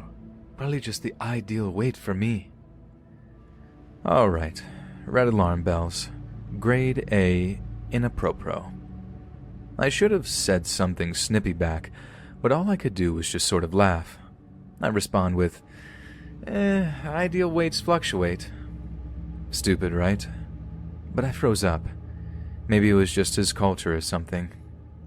I turned the question on him to sidetrack him from that weird comment, and it turns out the guy's from the Ukraine. He doesn't need an invitation to start talking about himself, and I lapse into the standard uh-huhs and wows to keep him on track. Honestly, this trick works really well when you straight up can't avoid someone who might be flirting with you. They get so caught up in themselves that they forget you're listening. However, this guy seemed to take me asking vague questions as me taking interest in him. He starts staring at me through his rearview mirror, catching my eyes for uncomfortable amounts of time. He's still driving, but I notice that we're starting to take a super roundabout way to my dorm. Of course I'm nervous now. The roads are deserted. It's incredibly late and I'm alone. But I try and brush it off as a cultural thing again. Maybe I got too chatty. Maybe it's my outfit, etc. I pick up my phone and pretend to text, and this guy takes the cue to pry further. Do you have a boyfriend? Yep, we've been together a year. Wow. Ever want to try the market out? You're so young. Nah, we're really happy. It's a shame. Really a shame. He's still trying to maintain eye contact, leaning towards the back seat. I hum or something in response, and to my joy, I see we're finally approaching my dorm. The guy super slowly creeps to a stop at the curb, and I belt out the standard thanks for the ride, I'll rate you 5 stars, and go for the door handle. This guy hits the lock button, and I'm locked in. I whip my head around at him, and he's turned all the way around in his seat, seatbelt off, and grinning like he just won the lottery. I'm freaked out. Your doors are still locked. He ignores me, still grinning, and asks bluntly for my phone number. I decline as politely as possible, even though I feel like knocking his lights out. No sale. He asks again, this time more forcefully, and adding, I would really love to get to know you better. I can meet you right here tomorrow if you want. Once again, I decline, reminding him that I have a boyfriend and he most definitely would not like that. So you're not allowed to have friends? We can just be friends. Lots of girls around here have friends. At this point, I'm in full panic mode. What he said sounded innocent enough, but he was borderline cornering me into his back seat and was boring holes into me with his eyes. I was afraid he'd drive off with me if I said no again, and I had no means of fighting on me. I'm tall, 5'11", but my limbs are like noodles. This dude had biceps like basketballs. There was no way I'd be able to fight him off. He asked for my phone number again. I don't decline, but blurt out, "Unlock your door." He starts to protest, but I repeat myself, pulling the door handle a couple of times. I raise my eyebrows at him, try to give him my best entitled face. "I said unlock it." Finally, looking crestfallen, he turns back around and slowly puts his seatbelt on and unlocks the door. I bolt out of the car, slamming the door and breaking into a sprint until I'm finally locked into my dorm room. I'm freaked out for another hour or two, but I'm able to go to sleep. I woke up the next morning to a text from this guy, who told me I was the most beautiful woman he had ever met, and how he wished I hadn't left the car. Immediately, I block him and report him to Uber. I haven't heard anything from the guy since.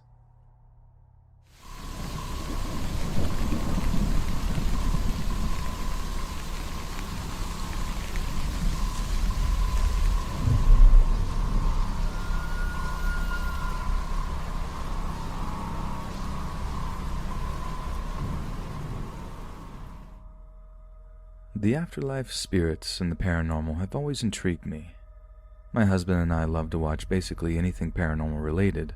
Like anyone who watches these types of shows, I did begin to wonder what is real and what is staged.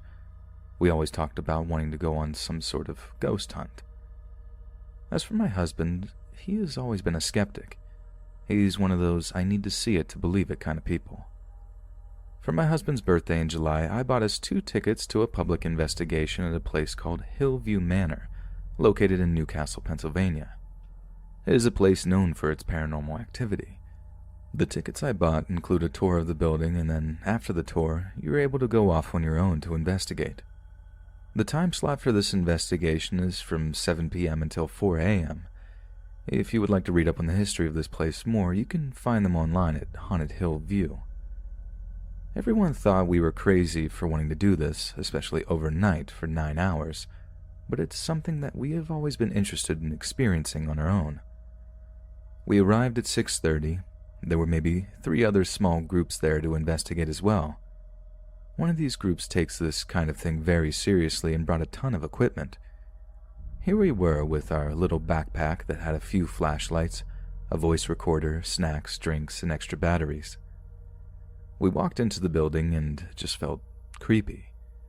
Maybe because we knew it was haunted, or because it just smelled musty and old from being unused for so many years. The building had no electricity other than a few lights in the bathroom and the exit signs lighting the hallways, structural code for being able to have investigators and visitors in the building. After all of the investigators arrive, the people who work there give us a tour and backstory of Hillview Manor and its most active rooms. This building has 3 floors, long hallways, and many, many rooms, as it was once used as a home for the elderly, poor, and crazy. Not only were there people who ended their lives there, murders, but also many other stories of the residents and activity throughout the property. During the tour, my husband realized he did not care for the 3rd floor. He didn't really have a reason for it. He just didn't like the way it made him feel. With him being a skeptic, I found this quite amusing. I didn't witness anything out of the ordinary while we walked around with the tour guides. I asked my husband if he saw or felt anything, and he said he would tell me after the tour. After we finished with the walk through the building, my husband pulled me aside and said that during the tour, he kept feeling like something was touching him on his arm. It happened once in one of the rooms and again in the chapel. He said it felt almost like cobwebs rubbing his arm, but every time he went to grab it to pull it away, nothing was there. this creeped him out a bit. After everyone regrouped in the front room, we were able to start investigating on our own. We have never done this before, so we walked off, just the two of us with a voice recorder, flashlights, and EMP in hand, acting like we knew what we were doing. We walked the halls and climbed the stairs to the 3rd floor. The floor my husband really did not want to go back to, but I figured we would just start there and get it over with while it was still light out. He didn't last long up there. Like I said, my husband just did not care for it. After leaving the 3rd floor, we visited other rooms in another portion of the building and tried to record a few sessions. We never experienced anything the entire time. I did a lot of talking. I was always respectful and just trying to say hello and talk with whatever wanted to communicate back. My husband didn't talk much. He finally admitted that he was kind of scared. As it started to get late, we realized how dark this building really was. It was freaky. We usually aren't afraid of the dark, but when you're thrown into a setting that is supposed to have spirits and paranormal activity, you panic a little bit. Now, to shorten this up, I'm going to fast forward through a little. Keep in mind, during this time, we haven't experienced anything. After realizing we're too chicken to keep investigating on our own, we decided to find someone else to tag along. We found another group of 2 to team up with. Who doesn't feel safer in a group, really? This other team had done paranormal investigations before, with this being their 6th one. We stuck together throughout the rest of the night, investigating mainly the 1st and 2nd floors. Around 11 p.m., we ended up in the atrium on the 1st floor. This is where the residents would hang out, play the organ, checkers, or watch TV. We held an EVP session for a while in there and decided to move on since we weren't getting much. At this point, I was getting kind of bored because I haven't seen, heard, or felt one thing all night. We walked out of the atrium and down the hallway. They call this area 1 North. From what I have read, and I'm not sure how true this statement is, it was the combative unit. During the tour, one of the guides admitted that she did not like this hallway or end of the hallway furthest away from the atrium. She just gets a bad feeling there. It's a hallway with patient rooms and a nurse's station. We stopped at the nurse's station to record for a little bit. Nothing. So we moved a little further down the hall past the station. We stayed in this area for a good 15 minutes or so without not much going on other than hearing slight shuffling at the end of the hallway towards the atrium. We laughed about it and said, of course now we're hearing stuff in the area that we just came from. At this point, we turned all of our devices off and got ready to move on. Mike, one of the others we had met up with, needed to charge his cell phone, so he knelt down to pull a portable charger out of his bag. And here's where things hit the fan. After no activity all night, I literally can't believe what is about to happen to us. It's 11:30 p.m. at this point. My husband and I are standing on the left side of the hallway with Mike and Jenny on the right side. Think of it like a hospital hallway. While waiting for Mike to finish plugging his phone into his portable charger, we all begin to hear heavy footsteps starting near the nurse's station.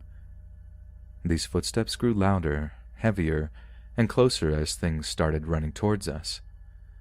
The walls and the floor shook with every step that the spirit took. It ran so fast and so hard down this hallway at us. Before we knew it, it was between and through all of us. An immediate rush of electricity ran through my body. Screams of absolute fear escaped each and every one of us. I had never heard my husband scream the way he did that night. He's a tough guy, so to hear him get startled by anything was insane to me. I was backed into the wall of the hallway. My husband tripped over his feet and fell backwards. Jenny fell into the room behind her, and Mike stayed crouched down where he was still trying to plug in his phone. It happened so fast, but it was so real and so scary. My husband started yelling, "Okay, we're leaving, enough." We immediately ran into the office, which thankfully was not very far away. We walked through the office doors, and I completely lost it. I fell to my knees, bawling and shaking. I was wearing my Apple Watch at the time and received a notification that my heart rate was too high. I later checked this to see what the alert was for. In just 2 minutes, my heart rate jumped from 120 to 180 plus beats per minute.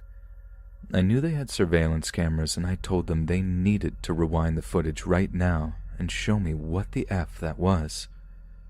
We saw nothing at all in this video. All four of us experienced the same thing.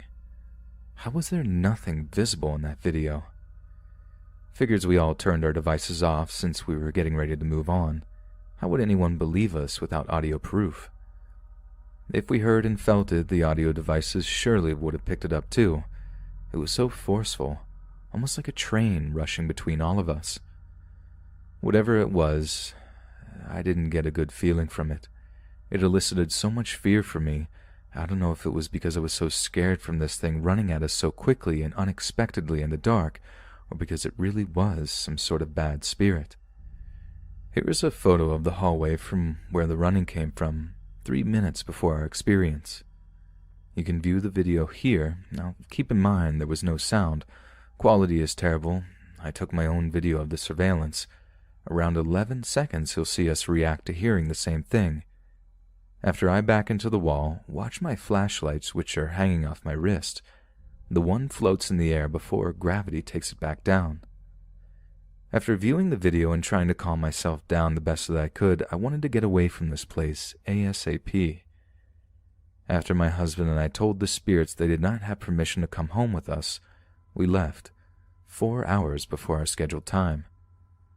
It was an 1.5-hour drive home. My adrenaline was so bad I could hardly breathe. Luckily, my husband was well enough to drive. We got home, and of course I couldn't sleep. I was terrified. I couldn't be in the dark. I was sick to my stomach to the point that I was heaving over the toilet all night. I couldn't eat or drink. I was gagging on everything I tried to put into my mouth to eat. The next night, I had a friend bring me sage so I could cleanse my house and myself. My mind was all over the place. My biggest fear was that something followed me home. Everyone assured me that if something was attached to me, my kids and dogs would know. I ended up not eating for 4 days, not sleeping. I felt sick to my stomach and depressed. I lost 10 pounds in 4 days, and I was scared to be alone. I begged my husband to stay home from work. My dogs would run down the hallway in our house, and I would have some form of PTSD. Them running would remind me of the feeling of that spirit charging down the hallway through us, feeling the footsteps in the walls and floor. Loud noises startled me. I didn't want to be around my kids, my husband, or anybody. I just wanted to be left alone. My anxiety was so bad I was willing to do anything to help me feel better. I had people bring me Valium, which I ended up not using per my husband's request, and essential oils, crystals to put in my water. I even thought about having the house blessed. I thought about ending my life, actually. Surprisingly, that went through my mind. I didn't want to go on in life knowing what I knew now. It scared the life out of me. I wish I never found out how real the paranormal really was. I wanted to go back to how I was before having this experience. I cried every day wishing I could just feel like myself again. I began wondering about what really happens after you die, if spirits were real. Who was to say heaven, hell, God, the devil, aliens, and UFOs for that matter weren't real too? I would lay in bed, wide awake all night, freaking myself out while listening to every creak of my settling home, mad at my husband for being able to sleep so soundly, while I was unable to sleep until I felt safe enough after the sun came up. I did a lot of reading on the internet after this incident. I figured out that I was suffering from what was severe panic and anxiety due to trauma. Some people experience trauma after a car accident, a natural disaster, an intruder. But this was my trauma, a paranormal experience. Sounds crazy, right? How would I ever been able to go talk to someone if I needed it without sounding nuts? Fast forward 3 months and here I am, almost normal again. Still afraid of the dark, I won't lie. I panic if I'm left in the dark too long while I'm searching for a light switch, like I'm going to see or feel something or someone until I get the lights on. I am finally and thankfully sleeping through the night. It took me a while to get to where I am, but I'm so thankful that I'm healing with every day that passes. I totally respect the spirit world even more than I did before, and I will never barge into their space again. To this day, I still can't believe how bad the experience messed me up, how sick it made me afterwards. I am forever going to wonder why this spirit chose our group that night. Why was I the only one that felt the way I did after this experience? Who was it, and what was their purpose? The people who worked there were so intrigued, saying nothing like that has ever happened in the many times people have visited and investigated there. I will be curious to find out if it ever happens again.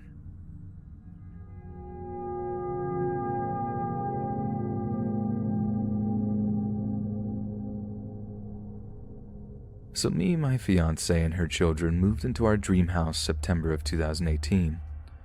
At first, everything was perfect. It wasn't until a few months after moving in until we started to experience the strangeness.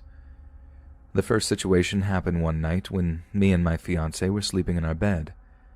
We slept with the lights off because that's just how I've always slept, and I never thought twice about it, ever. However, this night just felt different. She was making strange noises, and I felt very strange, as if though there was this static type of energy around the room. She started mumbling in her sleep, however, I couldn't make out any of the words. She seemed as if though she was struggling. I tried to wake her, but she just wouldn't wake up. I tried to ignore this and go back to sleep, but this static strange feeling got so bad that I had just had to turn on my bedside lamp. However, she kept making these strange noises, and it made me so uncomfortable that I had this completely what felt random, sudden urge to close my bathroom door that was diagonal to our bed. I can't explain what made me do this seemingly unrational decision, but it's as if everything in my entire being was telling me to close this bathroom door. Again, being a complete skeptic to anything paranormal or strange, I still couldn't shake this deep urge to close this door for some reason, so I got up from the bed to close it. I only made it a few steps towards the bathroom door when my fiancée shot up straight in the bed, gasping for air, and began bawling her eyes out. I darted over to her to comfort her, and she began rambling about how she felt as if something was holding her down. Yet she said that she left her body, I'm guessing sleep paralysis upon further research, and she was standing in the corner where the bathroom door was. She said she saw me walking towards her, and that's what woke her up. Now, all this being said, I was a skeptic. I didn't really believe in these things. However, she was not one to ever make something like this up, and with a look of complete horror on her face, I believed her. After that incident, we both agreed that we just didn't feel safe in that room. Something felt so off, so we both went downstairs to sleep on our living room couch. That very same night, not even 30 minutes later, her son, only being 5 years old at the time, started screaming bloody murder. Due to the strange situation we had earlier, we were both still awake. I jumped up off the couch and ran upstairs. He was already running downstairs to us. We met him in the kitchen, on the middle floor. Once I was able to calm him down and stop him from crying, he was able to explain what was wrong. He said clear as day he saw black things coming out of his wall that were trying to hurt him. Now, I understand that he was just 5 years old. He could have had a bad dream. However, this was the first time he had ever claimed such a thing. Even the first time he claimed to having a bad dream since I've known him, and I have been in the picture for over 2 years at this point. Again, being a skeptic just didn't seem possible in this moment, especially considering what had just happened 30 minutes before. I believed him, so I comforted him and brought him down with me and his mother to the living room to sleep with us. And my fiancée also got her daughter from her room because I didn't feel safe anymore leaving them alone. I just didn't feel safe at all. The next incident was pretty small, but I still cannot explain it. A few weeks had passed from that night, and me and my fiancée were in our living room. She was on the sofa, and I was in my lazy boy. We were just watching TV, and the kids were in the upstairs living room playing. I remember my fiancé's daughter distinctively came downstairs to tell us something, but she saw me. She started freaking out and crying.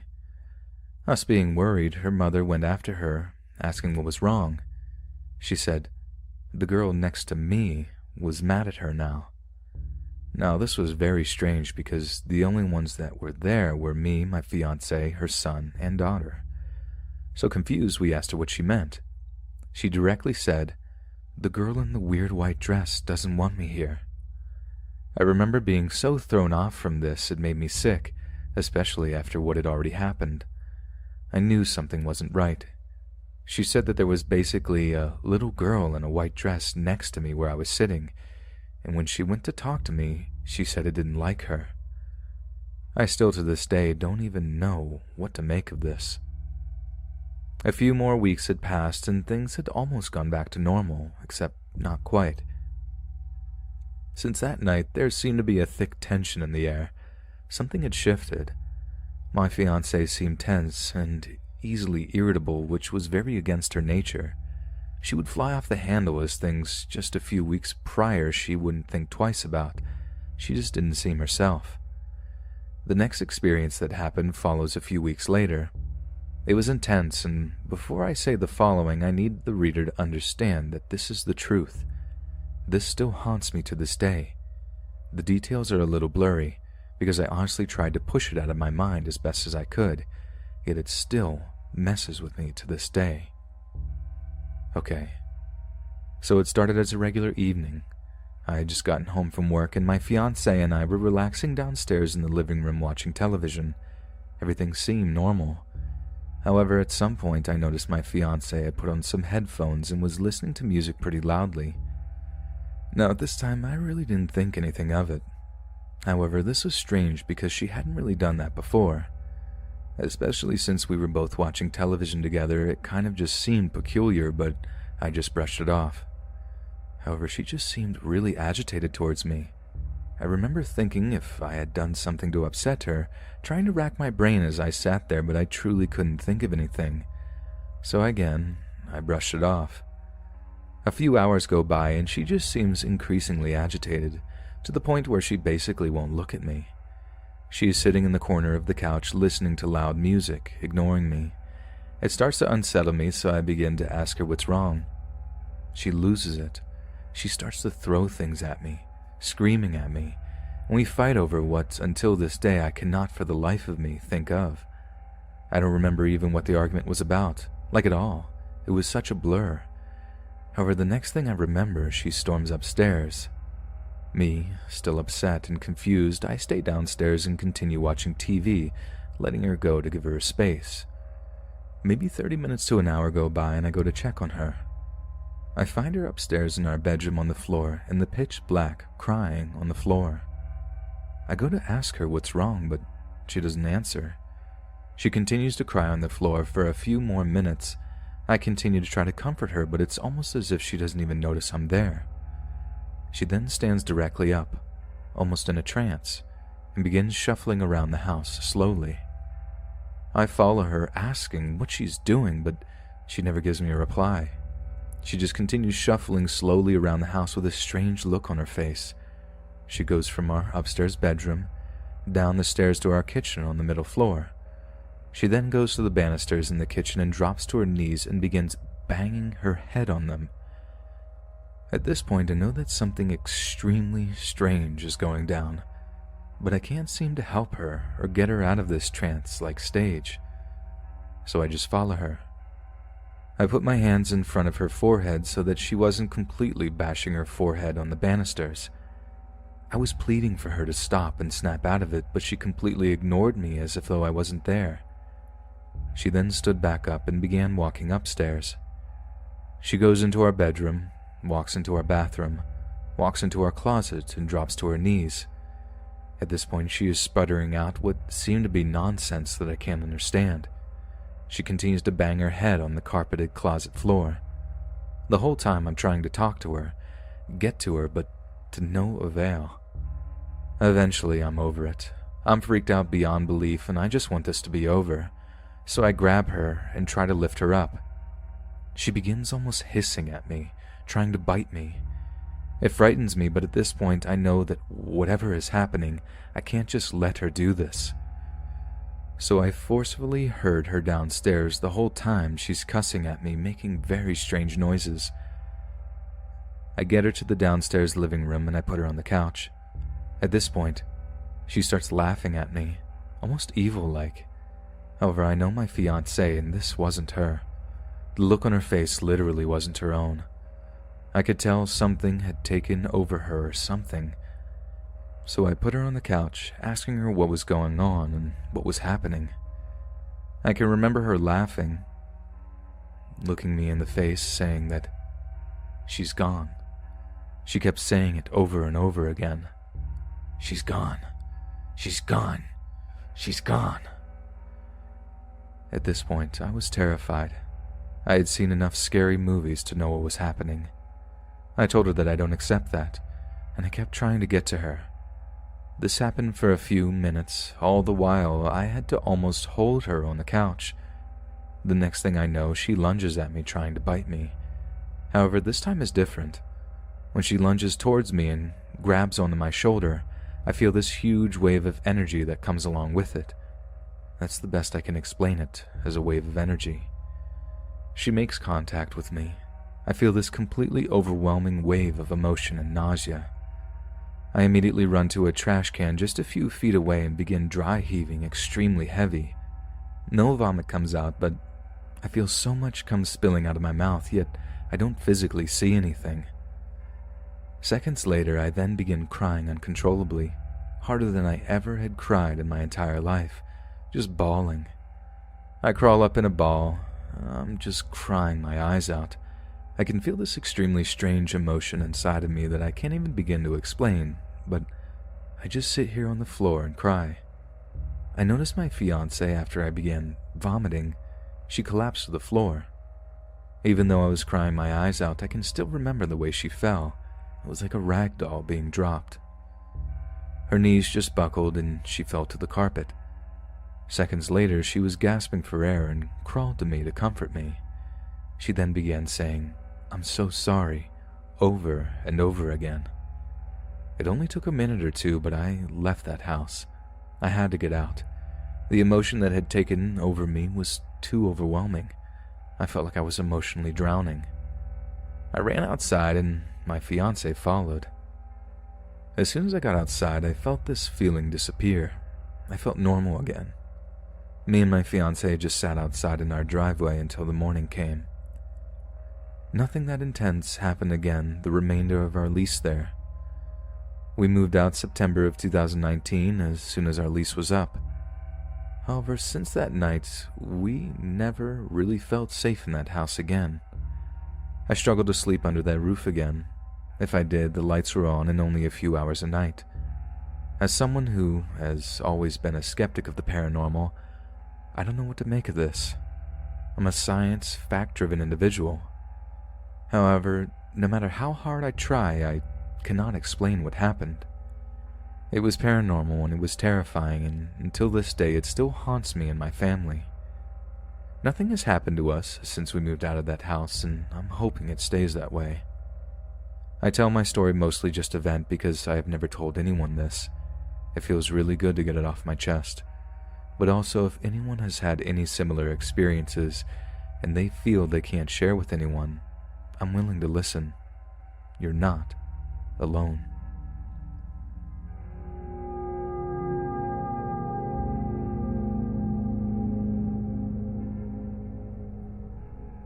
My mother was a single parent of 6, 5 girls and 1 boy.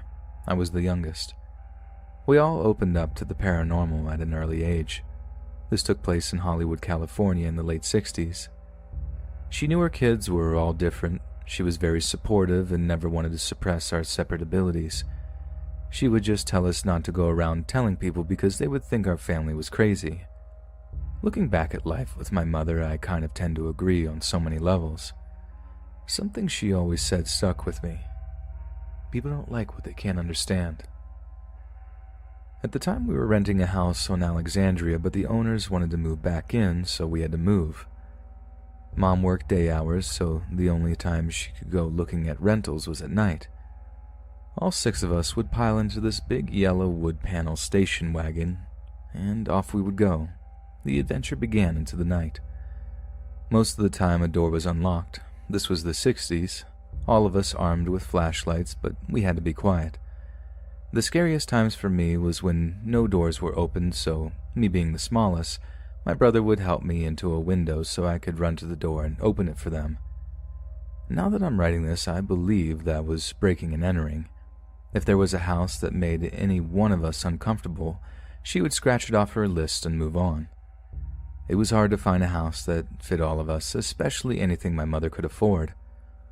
One day I came home from school and was surprised to see all of our stuff being moved to the house directly across the street, where an old evil lady with her windows blacked out lived in the back.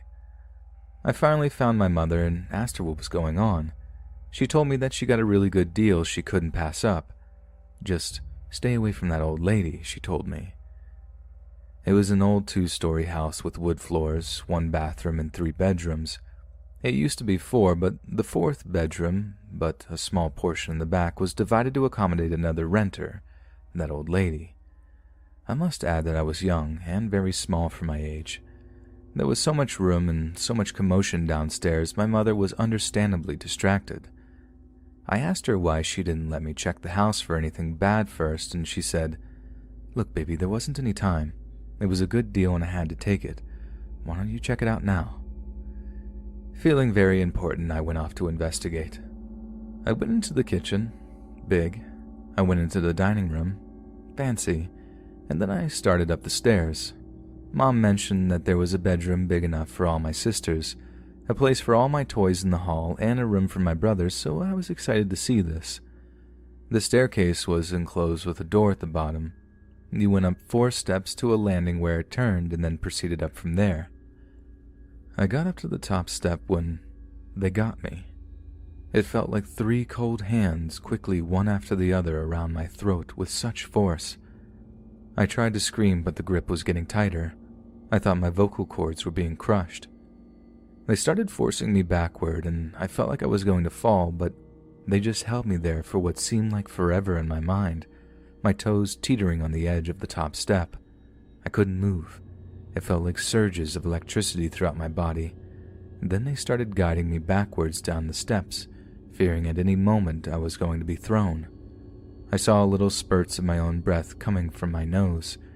As they were guiding me down, I could feel only the edge of the steps graze the tips of my toes while I was trying to grip one of them onto each step. They got me to the landing and up at the wall. It felt like 1,000 weights were pressed against my chest, still hardly touching the floor. I was starting to pass out when I heard a voice in my head say to me, "You are strong. You have faith." I saw a white glowing light all around me, and I said the only word that came to my mind. Om, the universal sound of God. They then lessened their grip ever so slightly, but it was enough for me to drop to the floor and run down to my mother. "Please, Mom, please, we can't live here, please." I told her what happened, but she said it was too late. We had nowhere else to go. It wasn't long before everyone else in the family had their own experiences. We all hated that house, but we had to endure it until we could afford to move again. My brother liked to tinker, take things apart and see how they worked, if you will. He took the time to sometimes share that part of his life with me. I'd like to think that's where I got my inventor's mind and my ability to fix almost anything. He set up a workshop under the stairs in the basement. I sometimes found some of my electronic toys being dissected, then put back together on that workbench. One day I was looking for one of my toys and suspected I knew right where to look, but I was too scared to go down into the basement alone, so I took my trusted cat, Frischka. He'll protect me, I thought. I started down the stairs with my cat in my arms. I got almost to the bottom of the step when the light went out and the door to the house slammed shut. Scared to death, I felt for the railing and started to run back up when I saw something. Normally you could see the moonlight from under the house through the vents to the outside. Something moving was blocking the light out and quickly coming towards me. It almost looked like billowing black smoke from the back of the house. Just then my loving cat, Frischka, hissed and clawed me to get away. He jumped from my arms and escaped through one of the grates on the other side. I ran up the stairs as fast as I could with my heart pounding out of my chest. I grabbed the door handle and, jiggling it back and forth thinking it was stuck, I heard a loud, long exhale behind me, followed by the smell of rotten eggs. The door finally opened, and I slammed and locked it behind me. When I told my brother, he said that he never felt good down there, and he kept the door always locked after that. My family was very involved in the church. We cleaned it every Saturday and helped with all the events and variety shows. Funny thing was that our family was so big it felt like we were the variety show. One such day, they were all at church doing something, I don't remember what. I had just arrived home from school and someone, I think one of my sisters, was supposed to be there to greet me. Now this event happened in the hall.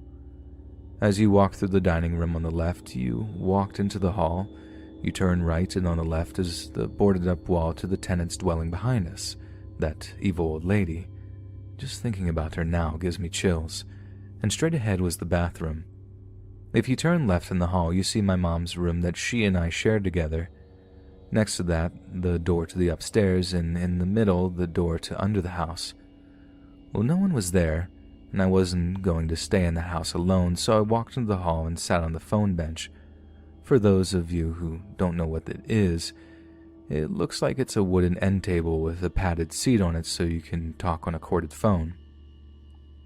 Anyway, earlier I saw my friend's dad's car parked across the street, so I knew my friend was home. I figured I could call him and hang out there. I could just wait for someone to come home. As I am sitting there, I hear crackling coming from upstairs. It must have been one of my siblings, I thought, so I went to the bottom of the stairs and leaned in on one foot. "Who's up there?" The crackling stopped. Thinking they didn't hear me, I yelled again, this time calling out a few of my sister's names. Still nothing. So I sat back down on the bench and waited for them to come down. It was quiet, not a sound. Just then to the right of me, it sounded like someone was pressing their body against the other side of the boarded-up wall, listening, then a muffled, quiet, evil giggle. It felt off, really off. The crackling noise started back up again, now coming from the top of the stairs, followed by an ear-piercing ringing inside my head. Feeling uncomfortable, I picked up the phone, not taking my eyes off that staircase. I dialed my friend's number, and before I could even say hello, I could see it as it turned the corner of the staircase. It was huge. It didn't have a human form. There were what looked like hundreds of eyes all over. It was pulsating red to amber. Then deafening sound, crackling, was coming from it, with sparks flashing all over its form. It was slowly gliding down the stairs, coming towards me. I then heard more prominent laughter, almost like a cackle, coming from behind that wall, and I ran. I dropped the phone and ran straight over to my friend's house until someone came home. Now please keep in mind that we only lasted 6 months in this house, so these are all the events that I know of within that time frame, and was confirmed to me by my siblings firsthand. A brief description of where this next event took place. It was the second floor. Standing at the top of the stairs, to the left toward the back of the house was my brother's room. Inside the door to the right was a short wall, and the foot of his bed alongside of his bed was a window. All of his beds in our house always faced east, and then a desk next to his bed, then an open space at the back corner of the closet. On the right of the stairs was all of my sister's room. It was long and big and set up as follows. Closet to the far right, then lined from right to left, 4 single mattresses on the floor next to each other with all heads to the east, then a window. My family were all avid readers. Well, that's pretty much all you could do back then. Late one night, about 2 a.m., my sisters were all laying on their beds reading when my brother burst open the door, white as a ghost, grabbing his neck, gasping for air frantically, telling them all to go downstairs. He briefly shared his experience, then ran out of the room. At that point, he ran downstairs to wake up my mother. I witnessed this because I shared a room with her. Actually, one of the beds upstairs was supposed to be mine, but I always complained about seeing a man hanging from a rope over the staircase landing. Plus, I had too many experiences up there myself. The door swung open, slamming against the wall. He was standing there in a white t-shirt and PJ pants. There was no color in his face, and his neck looked like it was on fire. He said that he was just falling asleep when he felt a negative presence. Something caught his eye in the back corner of the room. It was the full-body apparition of an old man, and there was hate emanating from him. He started to sit up, but the man flew at him from across the room. He tried to describe it as it was quick, like 1 second he was there, and the next he was on top of him so fast, the curtains and everything else in the room were affected like a big burst of wind.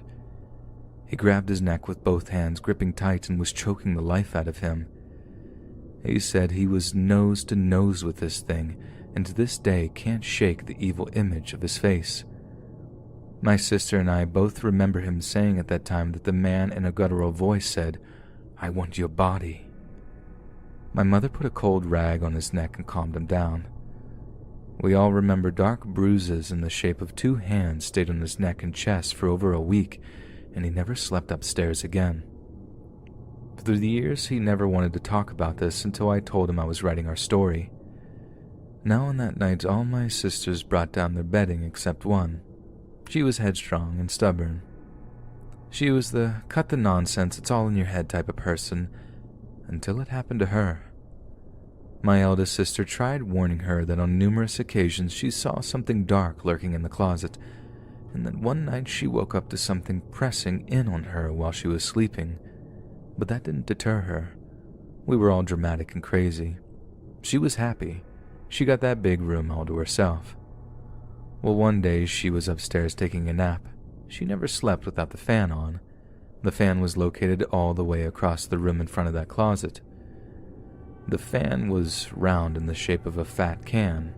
It was about 17 inches tall and 14 inches wide, with slats going around it about 2 inches apart with big metal blades. My sister always slept with her arm extended out from under her pillow. She said that she was sound asleep. All of a sudden, she woke up to her finger being sliced by the blades of the fan in extreme pain. She pulled her hand out of the fan and ran downstairs to our mother. I remember that there was a lot of blood. My mother then wrapped her hand with gauze and papaya so as to eliminate scarring, and we all went up to investigate. The fan was still there, but it was unplugged. We couldn't understand how it even got over to her. We had shag carpet in the 60s, so it couldn't have vibrated. Plus, it would have had to have traveled over some articles of clothing that would have stopped about 5 feet away from the bed. You know, after having that happen to you and the fact that your entire family is now sleeping together downstairs, and the fact that she saw the fan was unplugged, wouldn't that make you say uncle and join them downstairs in the living room? Nope, not her. She stayed sleeping up there for about a month until she was forced to believe us. By this time, she had made the room her own. She took 2 of the mattresses and put them on top of each other and put them both long ways under the window. She told me that she was in the beginning stages of dream state when she was fully awakened by pressure on her chest. It felt dark and evil. She couldn't move. All these things were racing through her head when she remembered what our minister told her when we were in council about this house. He told her to try to communicate with it, ask if it would follow her spirit guide into the light, and the pressure started to get worse. The more love she sent, the heavier it got. She said that it felt like a cement slab crushing her body and expelling all of her air. I asked her how she got out from under it, and she told me that she prayed and said some things our minister told us to say, and it lifted. For the rest of the time we were there, she slept in the living room with us. We found out that a man did hang himself on the stairway, and someone shot themselves in the closet upstairs. As for the old lady in the back, she was a very bad alcoholic who practiced the dark arts and voodoo. She blackened out all of her windows to keep the energy happy, she told the neighbor. No one paid her any mind. They all thought she was just a crazy old lady. I often wondered who she was before this and what made her that way. What was so bad in her life that made her want to torment others, and even worse, innocent children? Was the evil man in my brother's room connected to her in some way? I guess I will never know. Our minister told us that the house could never truly be cleansed until she was gone.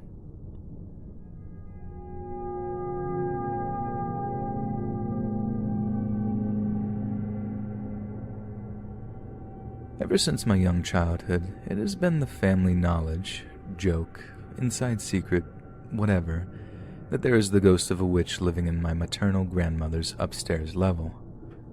My older cousin, who is now in her 30s, claims she remembers seeing the ghost of the witch as a child, and from then, even to this day, is petrified of the stairwell and will not go up for any reason. My slightly older cousin, who is now 20, says she has been terrified with stories of seeing the witch for years, but she, like myself, was slightly more curious about it. Then I, a few years younger than I, was raised with the same tales, so she and I used to climb the stairs together at nighttime with all the lights out in hopes of being able to confront this witch ghost. It had all started with my grandmother sometime in the 80s. My grandmother, my mother and her siblings, and my late grandfather moved into the 2-story house in the early 80s. The house was under new construction when they purchased the house. My mother often boasts of how she was the one who picked the house. She was a child at the time and thought the unfinished house was beautiful.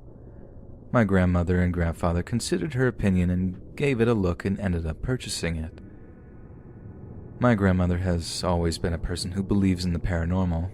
In her younger days, she played around with things like the Ouija board and tarot cards, but was never avid about it, just light stuff.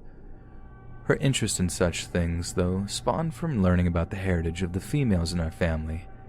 They had been witches killed during the Salem witch trials. In fact, one of the very last witch hangings was held about 5 minutes from my current home.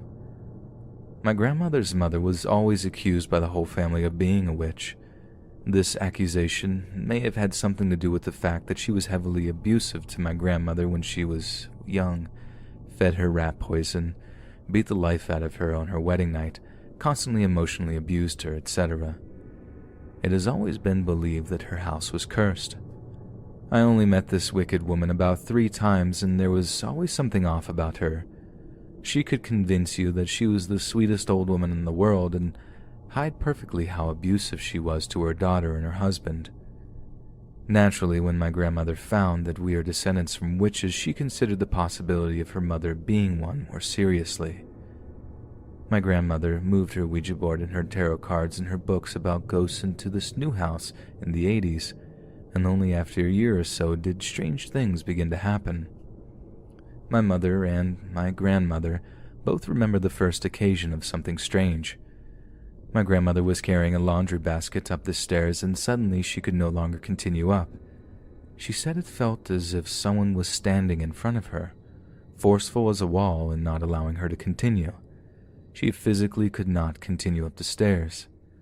She said that the force felt cold and hot at the same time. My mother says she remembers my grandmother trying her hardest to push against it, but not being allowed through. My grandmother calmly said, "All right, let me through," and the force disappeared. It terrified my mother, and she said it was chilling how calm my grandmother was about it. My grandmother would often have her girlfriends over for tea, as her house is rather large, with 2 living rooms and decorative old-fashioned charm. It's similar to a small mansion, and she has quite a collection of tea and antique pots and cups. One tea party in the afternoon, though, would be the first visual sighting of the ghost of the witch. She was having tea with a few of her friends, all ladies, when one of the ladies looked up and over my grandmother's shoulder. She smiled at something behind her, then returned her eyes to my grandmother and asked, "Who's your other guest? I've never met her before." My grandmother thought someone else had showed, but she'd not invited anyone else. She turned around and saw that nothing was there. Her friends then began convincing my grandmother that they weren't crazy. They'd all seen her and described her as an old lady with long, wavy gray hair that's messy, in a dirty dress, and with the saddest, most confused-looking expression on her face. Though she found it quite interesting, and she did believe her friends, she remained still calm about this experience. Those girlfriends of hers suddenly no longer wanted to come over to her house anymore. My grandfather passed away, and several years later my grandmother remarried. Neither of them ever experienced anything or felt anything off about the house. None of the men who ever entered the house felt or saw anything at all. Some of the men are skeptics and some are believers, but regardless, none of them ever saw anything. It seemed the ghost of the witch would only present herself to the women of the family or women visitors. Given her heritage, it would make sense. My grandmother, who is still haunted by this ghost witch, has never had an explanation as to why everyone began regarding her as the witch. She simply says that she felt the lady was a witch. My oldest cousin, the one who is now 30, was the second one to visually see this ghostly lady. She was a teenager at the time she saw it, about to be 20. She was alone in the house on Christmas night while everyone sat outside in the large garage. The family often sat out there when they smoked and spent hours there.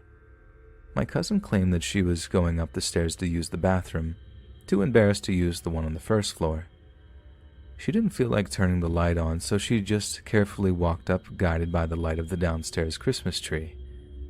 It was then that she said she saw an old woman with a sorrowful expression and long, wavy gray hair walk slowly past her at the top of the stairs. She walked her way into the computer room, which was once my mother's bedroom. It's currently, and was when my cousin had her experience, a room full of mirrors and antiques and my great-grandmother's belongings. My cousin said that the old lady walked to that room and she refused to climb the stairs and investigate. She ran out of the house, crying to her father that there was a ghost. He didn't believe her and laughed it off. She was plagued with nightmares for the longest time and currently refuses to go anywhere near the stairwell. After these occasions with the witch, she'd become a household name, and my older cousin and I were raised on the spooky tales. This was one of the many things that had embedded a fascination with the paranormal and morbid into my mind from a young age. My grandmother would tell only the young ladies of the house these stories, as the men thought she was crazy, regardless of their beliefs on the paranormal, simply because they'd never seen anything in the house. My grandmother told my older cousin and I the story of the night that one of her taxidermied birds came back to life for a few minutes. My grandmother and her new husband were both avid hunters and went duck hunting often, as well as fishing in ponds at nighttime. They had their best catch stuffed by a taxidermist and placed in a glass box. The stuffed bird sat atop on a cabinet in the computer room, the one the witch apparently walked to. She said that she and her husband were asleep one night when they were startled awake by a loud sound. The sound was of hundreds of birds chirping and screeching and flying. They thought that some birds had attacked their attic and gotten stuck inside, so that was the first place she checked. Nothing was inside, though, not a single bird. The sound continued, though, and it seemed to be coming from no specific place. She couldn't locate the sound. She went to open the computer room's door, and when she did, deafening silence fell over the house, and not a single chirp was heard. She found the taxidermy bird on the floor, the glass box busted into tiny crystals on the floor. This story and the infamous witch story led my curious cousin and I to venture into the computer room as many times as we could. My oldest cousin called us crazy, but we called us brave and curious. We only liked to go up at night because it created a better ambiance, and we felt we had a better chance of seeing something terrifying for ourselves.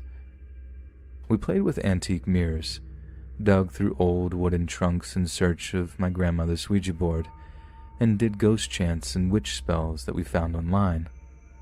When that got boring and came with no results, we got on Microsoft Word. I'm talking old school with Clippy the paperclip dude, and wrote murder mystery stories. We'd write the most gore-filled story we could imagine, then print it out on my grandmother's printer and hide several copies of it around the house to creep people out. Sometimes the very old desktop computer would take control of itself and start searching for things on its own. We witnessed it type in a series of confusing codes and numbers, then pull up various pictures of headstones and scroll quickly through them. We didn't scream and run out, as our oldest cousin would have. We simply watched in silence. The computer abruptly shut off, and our only fear was that we'd get in trouble for breaking our grandmother's computer. The lights would turn on and off in the room, not as if flickering, though. They turned off and on dutifully as if someone was doing it on purpose. Strange sounds came from the floor like scratching and bumping, and the mirror always seemed to be in a different spot every time we turned around to look at it. Books fell off shelves, and the other newer computer kept on the other side of the room would fire up by itself. Before my older cousin and I ever really delved into the witch story, she grew up. She was only a few years older than me, but her interest turned to boys and being popular in school. She had her first slide phone and stopped paying me any attention at all. We'd once been close, but her own social standards forced us apart, and she rarely spoke to me. She was rarely mean to me, but she acknowledged me only on holidays. She evolved into a preppy, popular girl while I spiraled into a paranormal-obsessed young teenager who scoured the internet for gore and supernatural, and I still ventured on my own into the computer room upstairs. My fascination for the paranormal was deeper than that of my cousin's. Hers had just been a phase. Mine had been my entire life. Both sides of my family believe in ghosts and each have stories of their own experiences. The only skeptic, surprisingly, is my mother. She does admit, though, that she only doesn't believe because she tries not to, because she's scared to. My father, on the other hand, was my biggest supplier of creepy stories, and he always told me, if you go looking for something, you'll find it sooner or later, because he knew how badly I wanted to explore ghosts. So I never stopped looking in my grandmother's house. My great-grandmother, nearly 102 years old at that time, was placed into a nursing home. Because her house couldn't be afforded and all the money was going to the nursing home and the house to the state, there was an occasion where the family was invited to go collect some things from her house, anything that we liked because they were going to get thrown away anyway. I went and took some creepy old dolls from the 20s, and my mother took some sentimental items. When I was in my great-grandmother's bedroom alone, staring into the large Victorian mirror of hers, chills rushed through me, and I leapt when I saw a shadow dart behind me. I turned around and searched for what had made the shadow, but the strong smell of garlic and burning wood dizzied me and forced me to leave the room. The presence felt sad and angry at the same time. My aunt, who had more business knowledge than any of us at the time, was helping my grandmother close the probate on the house. It was her job to keep the house in good condition, so she had to visit it alone frequently. On the last day of having to go inside, she went to take the one item that she had wanted from the estate, a vintage lamp that reminded her of her 70s childhood. She took the lamp and bid the house a relieved farewell. She locked the house up behind her, and suddenly a massive bolt of lightning struck the yard just in front of her. The rain began to pour and the wind began to howl, blackened clouds bruising the sky above her and making a great rage of storm. She quickly tried to unlock the house, but the key seemed to not even fit in the doorknob anymore, even though she just used it.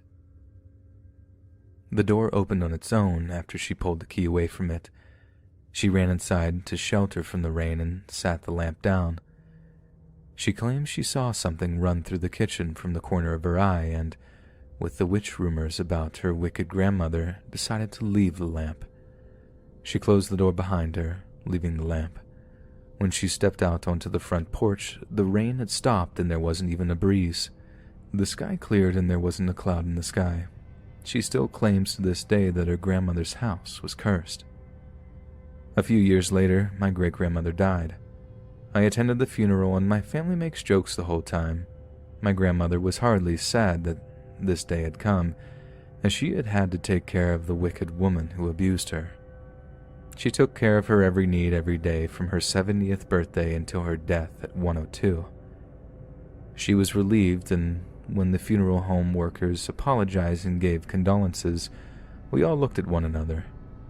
My aunt, stepping out of the restroom while the big ivory casket was being rolled into the chapel, accidentally whacked it with the door and nearly knocked it over, nearly killing all of us as we struggled not to bust into laughter. It was the most humorous funeral I'd ever attended in my life.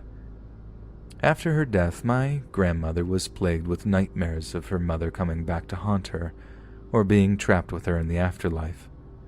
One night she found her husband walking around the house with a shotgun in his hand. She asked him what he was doing, and he looked terrified. This was the first occasion when a man in the house had experienced something paranormal inside it. He was shaking and he shouted to my grandmother that your mother is here. She begged him what he was talking about, and he explained, I smell her. I feel her. Your mother is here. Don't you smell that? Her mother had always worn the same perfume, Elizabeth Taylor's White Diamonds. It was the only perfume she'd ever worn, and she spritzed it on herself heavily every day, sometimes twice a day. It was a scent that had sickened my grandmother's husband for the whole time he'd known the old lady. My grandmother recently tried to give us some of her mother's old jewelry because she wanted it out of her house so badly. She claimed it was cursed. I believed her. My aunt certainly believed her, and my older cousin, though so long separated from our experiences as children, refused to take the jewelry. I thought of taking it, but I already own a piece of jewelry that was passed down through the women of our family, through all the witches. It's a sapphire ring that saw several generations, and for a reason I find more than coincidental, ended up with me. After my great-grandmother gave it to my grandmother, she gave it to my mother before I was born and said, give this to her. My mother didn't even know she was having me, a girl, yet. She asked her mother how she could assume I was a girl, and my grandmother simply said, just give this to her. And well, here I am, a very paranormal type of girl, wearing the witchy sapphire ring today. I haven't seen my oldest cousin in several years. The last time I saw her was at someone's funeral. She's a drug addict, and she moved far away. My older cousin got married and moved away and hasn't given the paranormal a second thought. It seems now that her memories have been completely erased when the topic of the witch and the computer room are brought up. It's as if she's a different person. My grandmother's friends never come around anymore, and whether they admit it or not, it's because of that ghostly witch. My mother thinks that my grandmother and I are crazy, but it seems we're simply more sensitive to these types of things.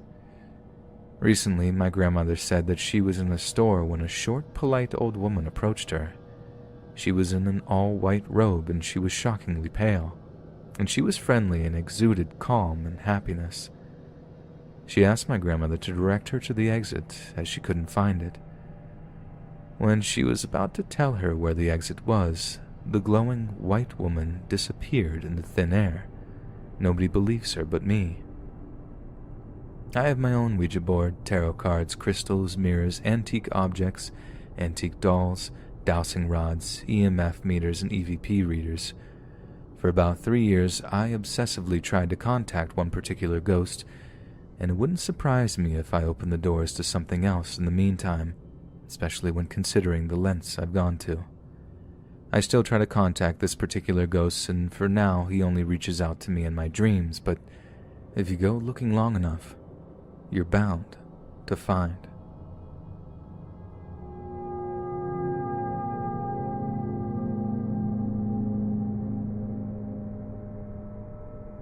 This happened in Myanmar, year 2005. I was in early teens and on the way back home from a family vacation somewhere in eastern Myanmar. They didn't have modern motorways like they do now, so the highway we took was built along villages and farms, and so on, and you could stop anywhere you like. People who were involved are me, my parents, my aunt, and my cousin, my older sister, and our driver. We were driving home on that old highway overnight, and around 3 a.m. our driver got unusually sleepy. This is strange because he was sleeping all day prior to the drive and used to night driving throughout this trip. So my father took over and he got really sleepy within minutes as well. I was up while everyone was asleep because I really needed to use the bathroom, so I knew what was happening. So my dad decided to stop the car near a shelter called Zayet in Burmese. You can find those pretty much everywhere in the villages, and they serve various purposes. There were 2 huge benches in there, big enough to lay down in. I cannot remember the exact location, but it was somewhere remote near Naypyidaw, the current capital that wasn't built then. Firstly, the driver went outside the car to rest on the bench, and then I went out. My sister followed me and also my dad. There wasn't any light except from our torches, and there were no other cars on the road, so we didn't see what was around. Anyway, Dad, me, and my sister were resting on the other bench, and suddenly we all fell asleep, like out of nowhere, as we didn't even do our business. And then my sister and I woke up because we thought someone woke us up, and I looked at my watch and it was 3:30 a.m., so we weren't sleeping for very long. Everyone was still asleep, so I woke the other two up as I didn't feel right about something. So we quickly went back inside the car and locked the doors and fell asleep right away again. I had a nightmare which felt very, very real. I saw a Burmese mythology monster called Belu, a shapeshifter knocking my window trying to get inside to get us, as that was the village of death. She was laughing creepily and knocking all around to let her in, and it felt like hours. I woke up screaming. So were the other three who went outside the car. I looked at my watch and it was now 5 a.m. It was then bright enough to see where we were. That place was filled with ruins of pagodas and old cemetery. Dad and the driver quickly came inside and we drove off right away. My mom asked what was going on and I told her about my dream. My sister was like, "Oh God, you too?" She had the same sort of dream, but she saw a bunch of people carrying dead bodies, and she asked them where she was, and they said it was the village of death, and laughed at her creepily, and they tried to get her, so she ran away. My dad and the driver had some sort of dreams about the village of death as well, but with different types of monsters or ghosts in it. We realized that shelter we went was a place where they did funerals or prayers for the dead before they were buried or cremated. After a minute or so of driving, we saw a recent car crash site, broken landmarks, flowers, and it made us even more freaked out. The strange thing was that my mom, cousin, and my aunt didn't have any dreams, so only who went outside had those creepy dreams, and our dreams were connected and felt really real. The excessive sleepiness was also very strange, as we weren't that tired to be knocked out instantly. Anyway, they were just dreams, but the whole area and connected dreams gave creepy vibes, and I still get goosebumps thinking about it.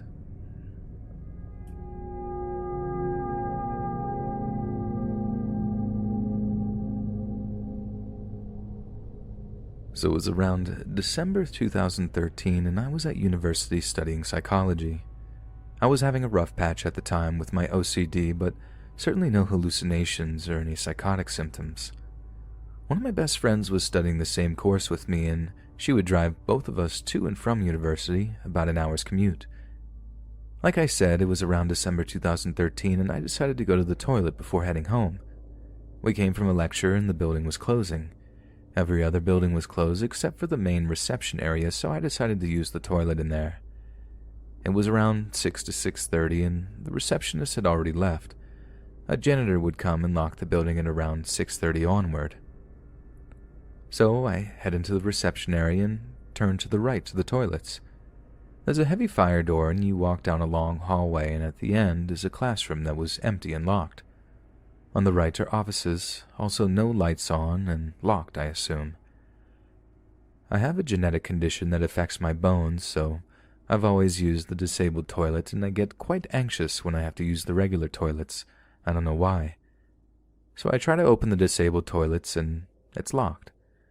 I figured no one is in the men's toilets, so I decided to use that toilet. Again, the building is practically closed, so I assume no one is going to be in there.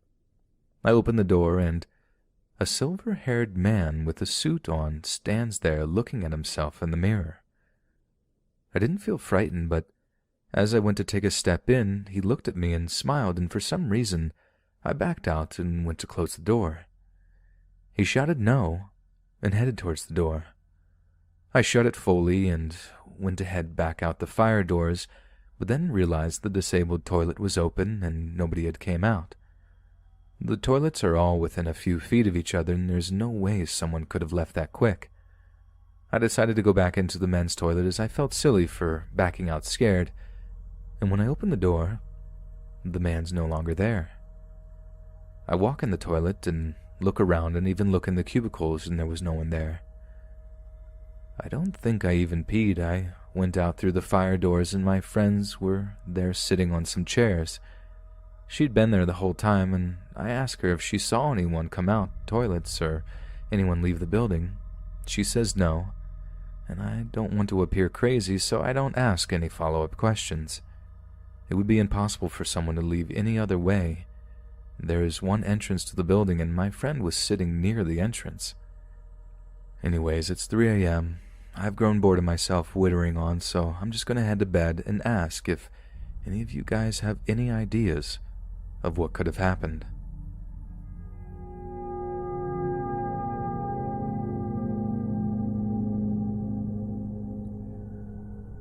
Over the years that passed, my nan's mind started to go.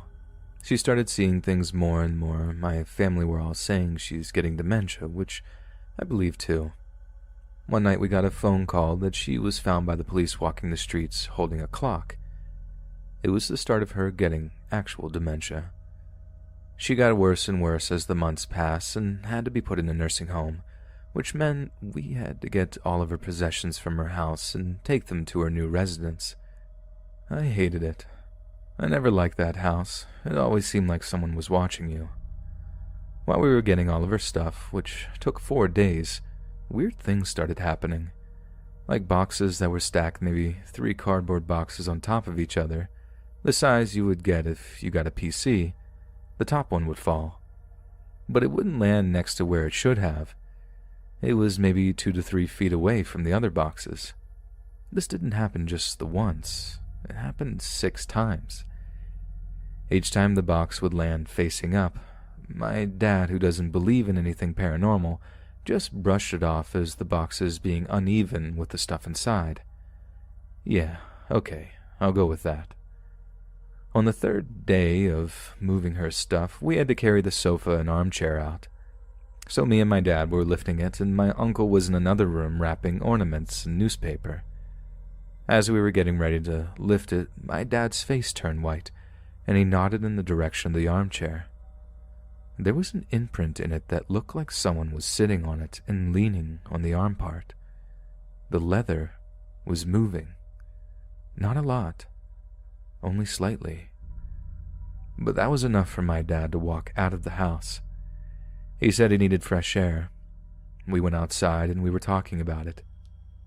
I was bragging like, "See, do you believe the house is messed up now?" He tried to brush it off as maybe one of us had sat on it and it was moving back to its original position. As we were standing outside, I was smoking and just happened to look up. The blinds upstairs moved, like someone was watching us and then moved away.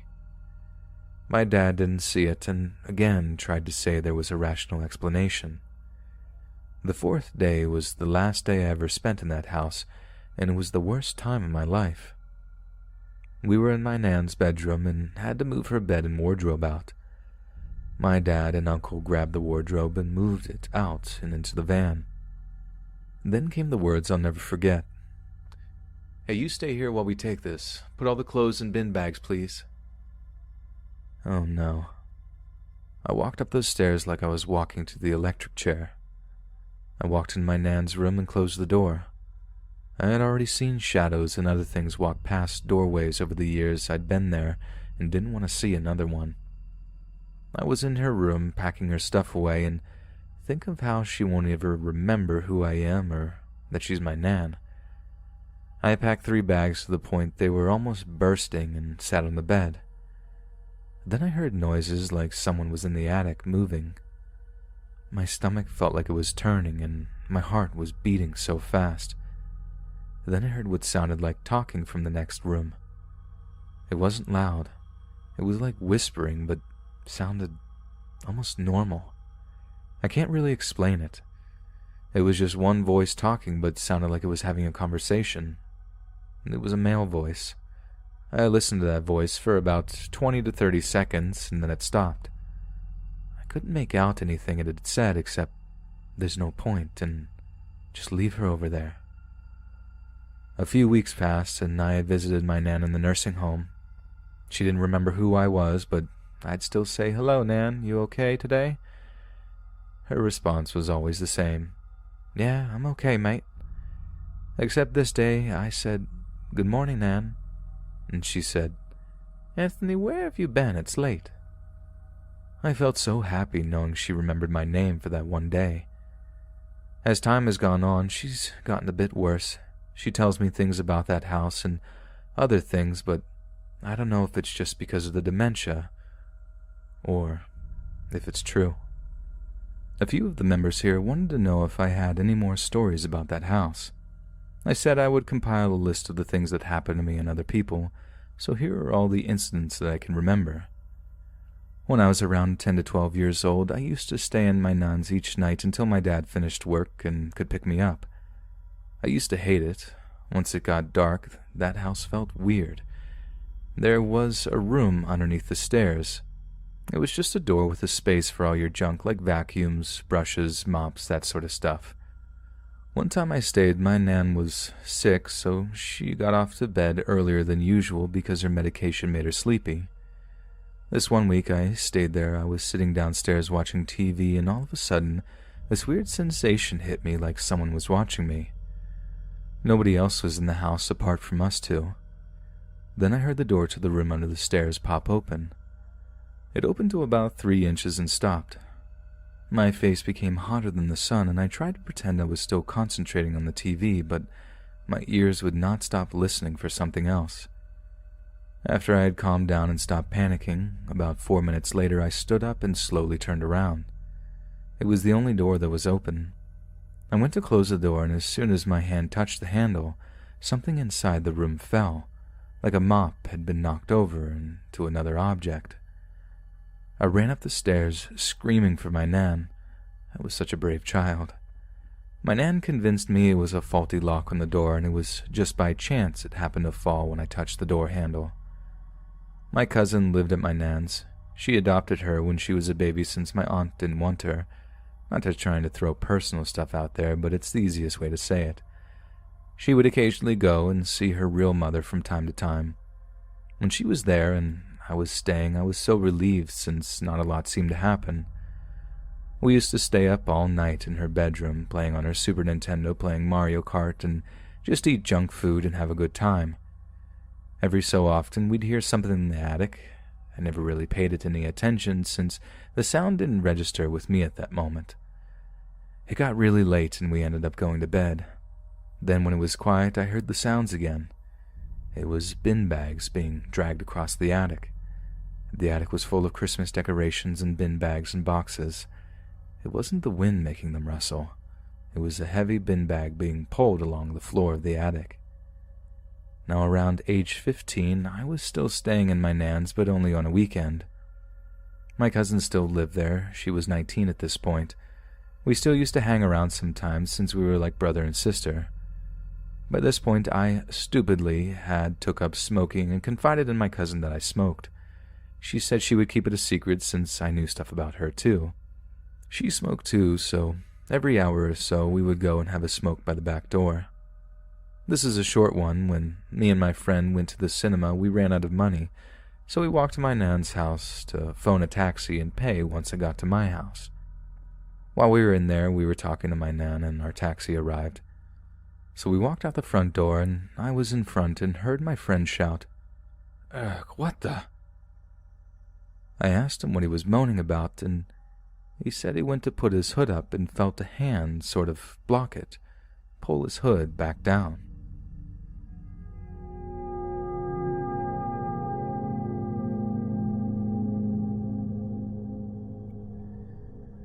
Let me preface this by stating that I have always believed in the paranormal, often seeing apparitions in my childhood home.